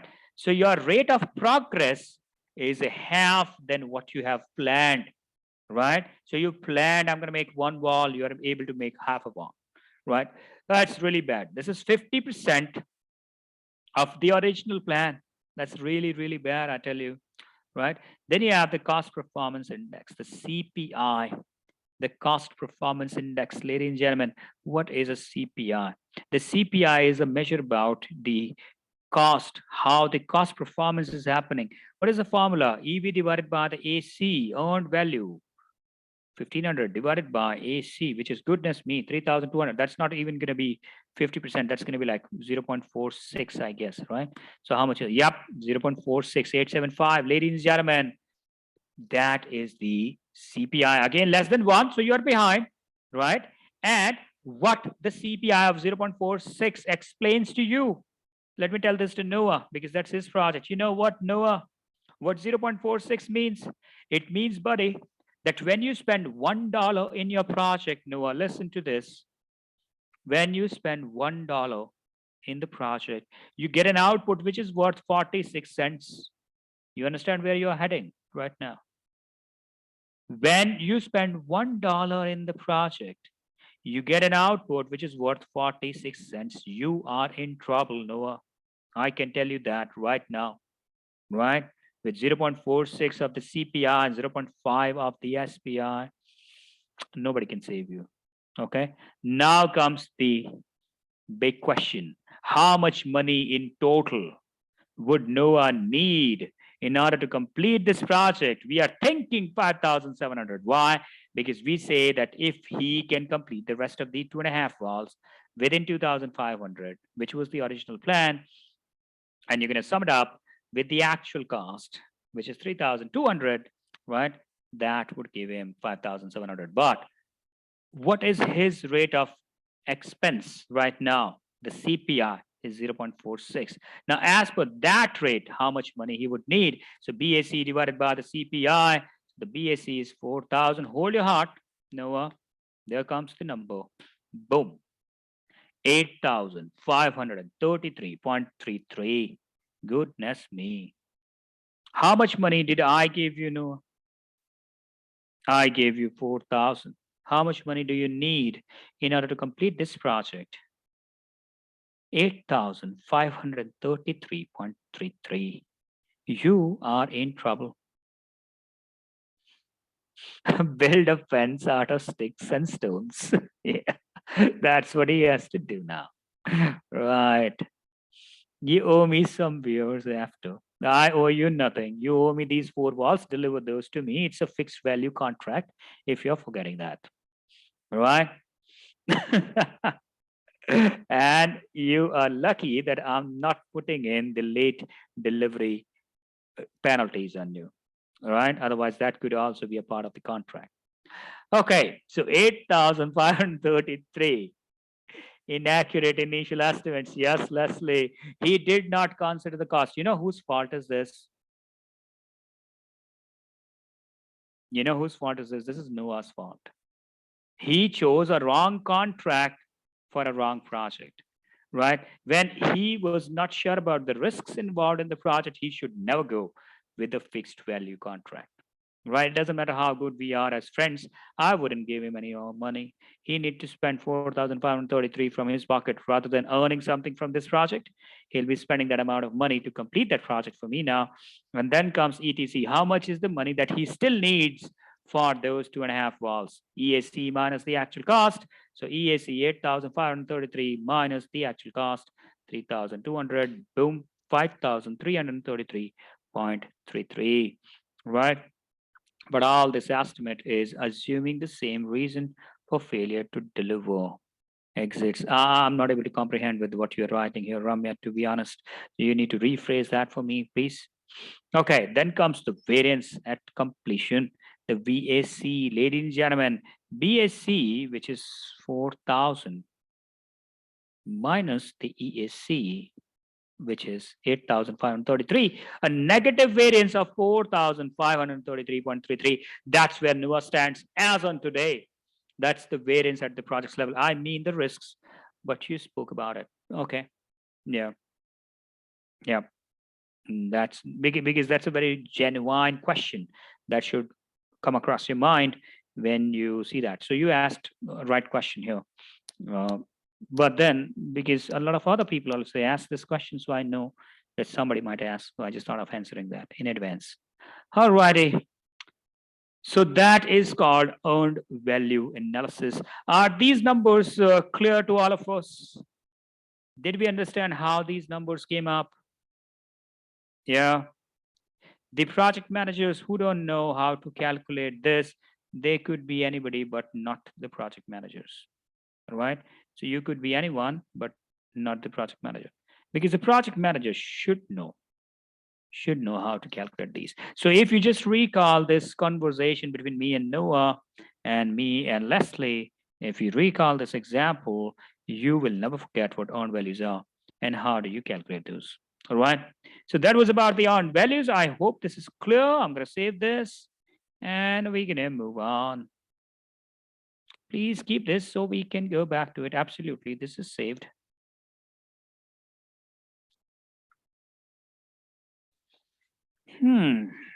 Moving on. So now we know all this, right?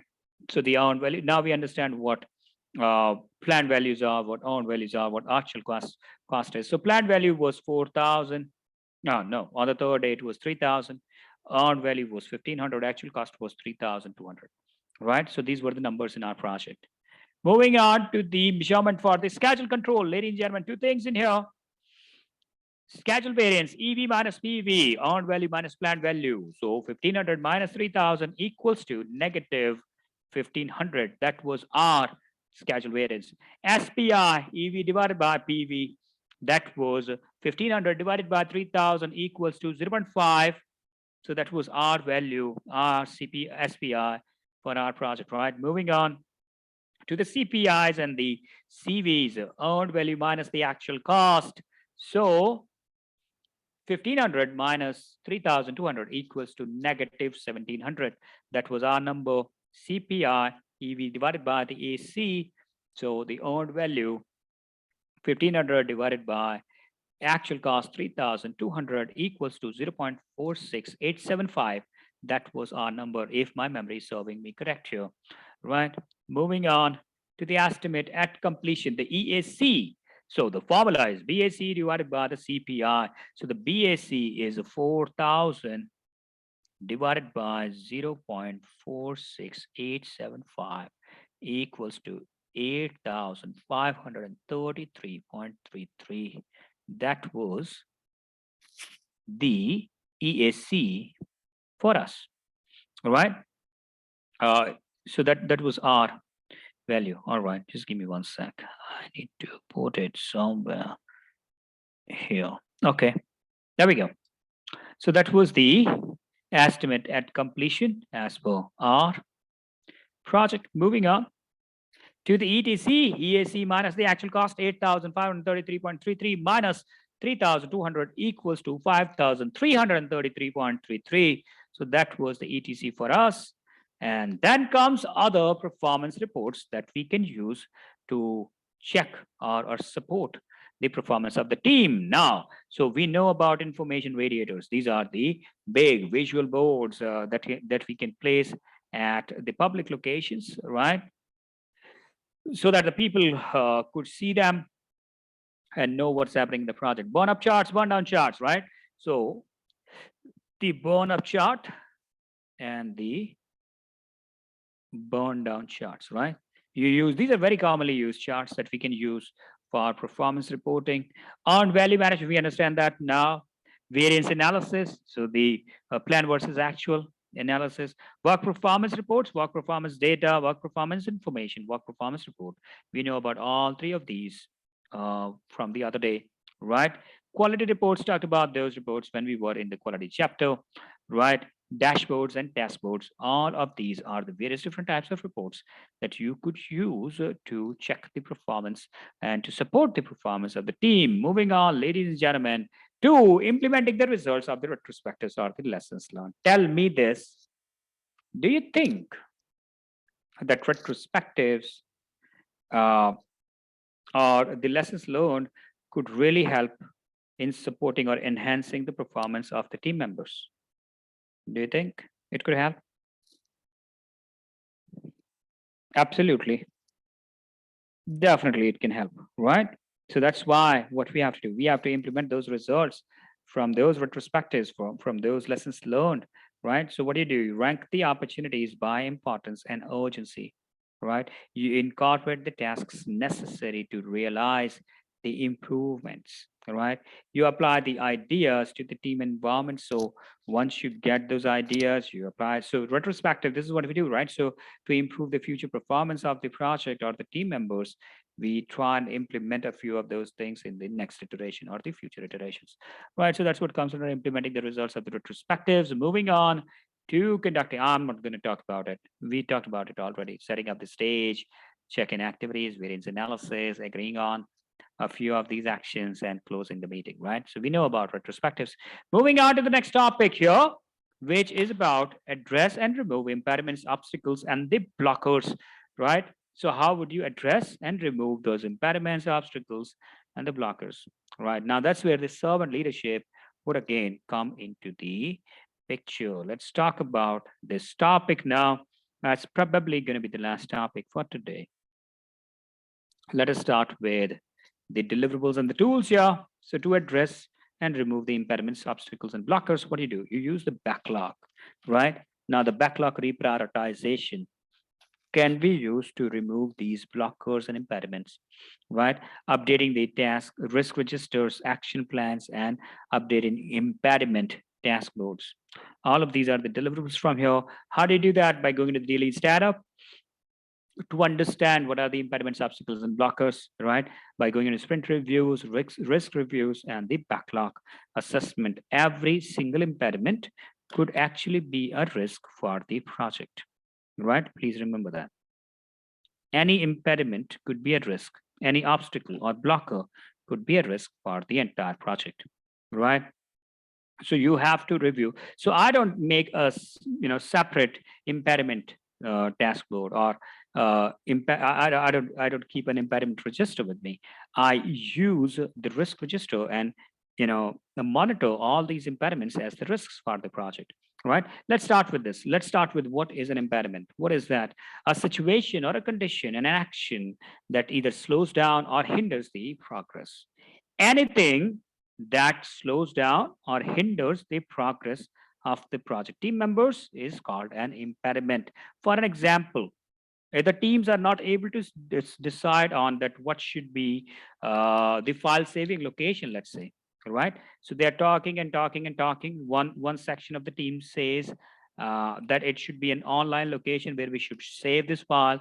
The other section of the team says that no, it's a very sensitive data and we cannot actually put that into a shared drive, right? So it should be within the premise on the hard drives of the server, right? That's more secure, the physical drive. And they're talking about it, and but they're not reaching anywhere, right? So they're not able to take a decision on that, right? So that situation is hindering the progress. This is called impediment.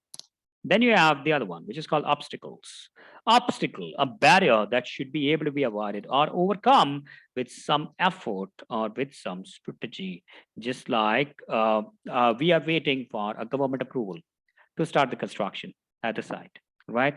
Now I know Pavel, he's a very intelligent guy, and he can get it done, right? So I'm going to ask Pavel to go to the authorities, to the municipal corporation office, sit on their heads, make it happen today. And Pavel can do that with some effort, right? He's going to go and talk to them and say, tell me, what do you need? I need the permission today, right?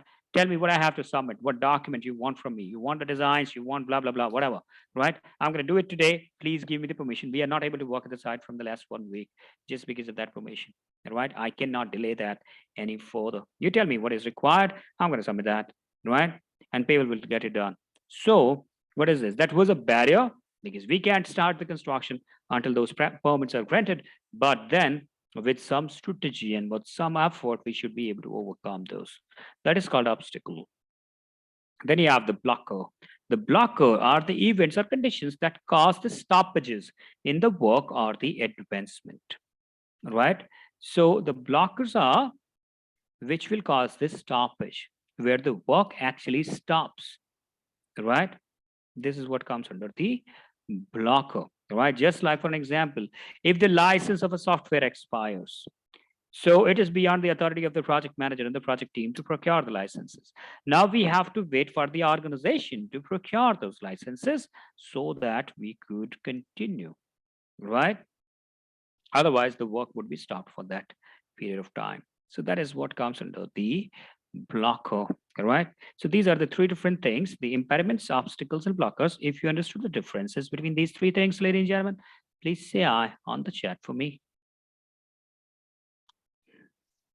Yeah, alrighty. Just like here, you see, impediment, the team can't agree on a solution, right? Obstacle, construction can't begin before the permits are granted. Blockers, the company has halted the use of the product until a new contract is signed. So three different examples. Hey guys, there is a feedback link on the chat window. Just copy and paste it with you. Keep it with you, because you then need to file that feedback later. Just copy that from the chat window, right? Okay, moving on to the daily startups. Now, this is one of the tools that we use for managing impediments, obstacles, and blockers, ladies and gentlemen. The daily stand-up meeting, a brief daily collaboration meeting in which the team reviews the progress from the previous day, declares the intentions for the current day, and highlights any obstacles encountered or anticipated. Right? So it's a brief meeting, 10 to 15 minutes, quick meeting, right? In which we decide that what we have done since yesterday, what are the targets before we meet tomorrow, right? And what are the obstacles or the what are the intentions of the current day, and what are the obstacles, right? Now this third part is your part, right? So the project manager's part, because that's your full day's job to remove those impediments, obstacles, and blockers. Let's talk about the daily stand-up further. It is conducted at a designated time in the team's ground rule with the mandatory attendance, by the way, right? So mandatory attendance of everyone in the sprint, whoever is involved, he needs to attend that meeting, right? Who he or she, if you are a part of the sprint, you need to attend that. In during the meeting, you answer. When I clicked on the link, it says, sorry, you are unable to find this session for today.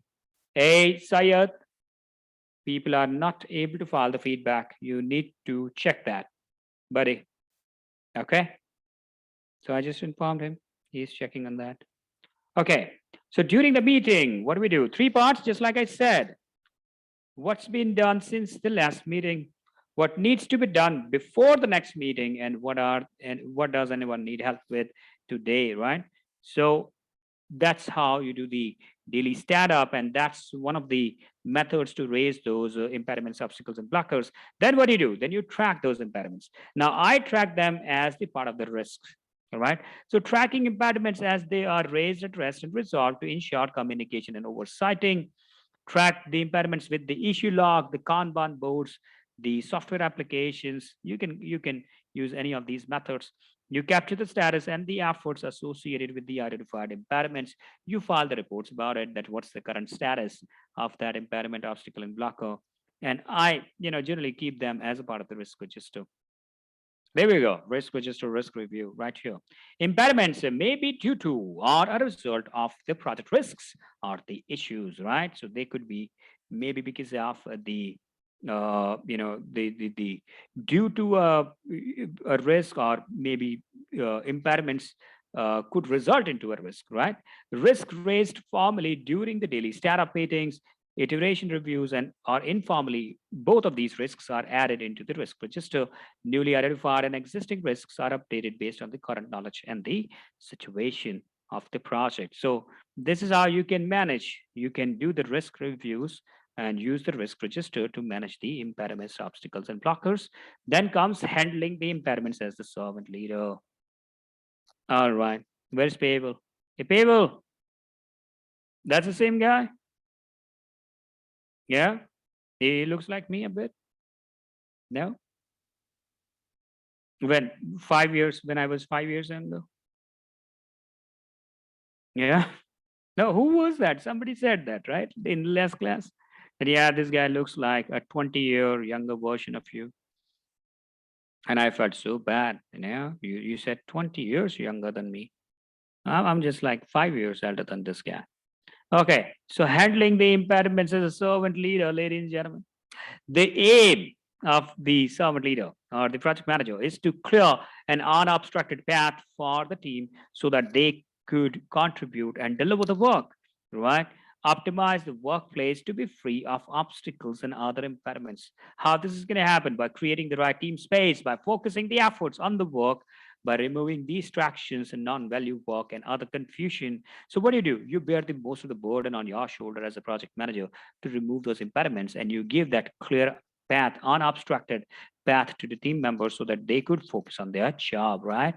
Take on the most of the burden of addressing and removing the impediments so the team can do their best work. Yep, this is what you have to do as a servant leader. Moving on to the guidelines to working with the external stakeholders of the projects and work demands. What do? You work with the team to assess and evaluate the impediment. You review the previous attempts or the efforts to fix the problem. You discuss the impact and the solution with the team members. You connect the impediment to the external source. If it is because of the external source, you're going to connect that. Establish a single point of contact, Spark, within the team, mostly going to be yours truly, the project manager, all right? Typically, the project manager or the person with the most subject matter expert knowledge, right? Shield the rest of the team to focus on the other work, create action plans and schedules, follow up, and communicate as per the agreements and document the resolution, the lessons learned for the future references. These are the guidelines for working with the external stakeholders and other projects and work demands. Ladies and gentlemen, finally coming down to prioritizing the critical impediments, obstacles, and blockers. So what do? You define and prioritize the categories appropriate to the team and to the organization. When you're reading this slide, just recall the risk management. Just recall risk management. You're going to see it is absolutely similar to the risk management. You redefine those levels. You anchor the priority levels with the real examples, clarifying the new and still open impediments. Review the impact or the potential impact to the team and to the project objectives. Assign a priority, just like you prioritize the risk, qualitative risk analysis, ladies and gentlemen, to each impediment as the team or a selected subgroup based on the connections to the impediment. Communicate the priorities in a visible space, such as an information radiator. Create action plans for the highest priority impediments and continually reassess for impediments, obstacles, and the blockers, right? So these are the guidelines to prioritize critical impediments, obstacles, and blockers. Moving on, ladies and gentlemen, to the conflict. All right, we're going to talk about conflicts tomorrow. All right, what's the time right now? 23:01. We are overshooting already. This feedback link still not working, is it? Yeah. Syed, buddy, what's up, mate?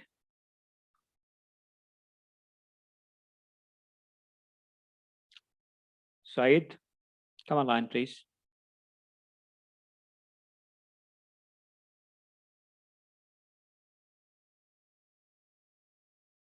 Hey, Syed, am I audible to you?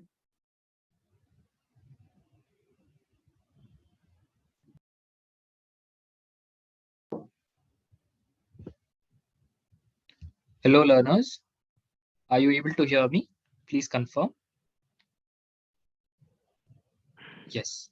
So we will send you or share the link via email of tomorrow's session, okay, once it is announced. So please don't worry about that. And if the feedback link is not working, once I end the session, there will be a pop, so you can give the feedback there, or you can just go to the LMS portal and give your feedback and comments there. All right. Please let me know in the chat window if someone is able to access the feedback link.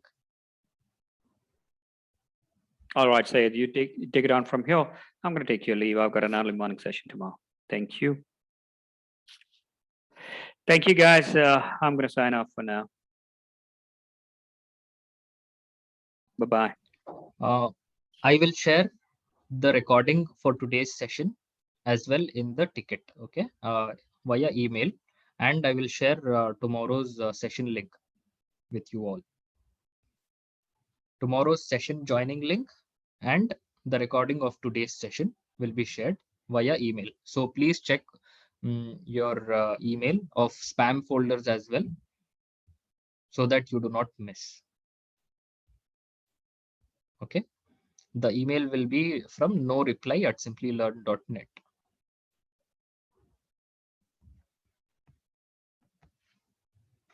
Learners, please confirm if any of you can access the feedback link. Please confirm in the chat window.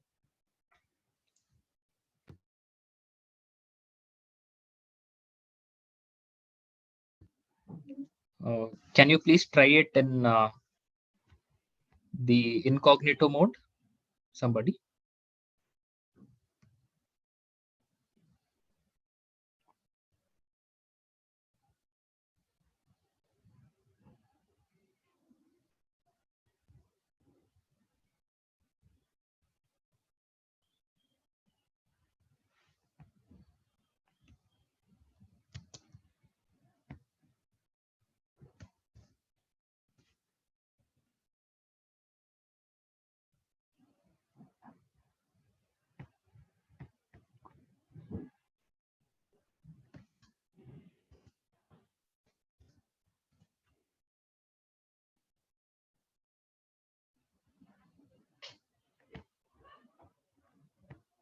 Okay, so it is saying as sorry, we are not able to find the session for today or something like that.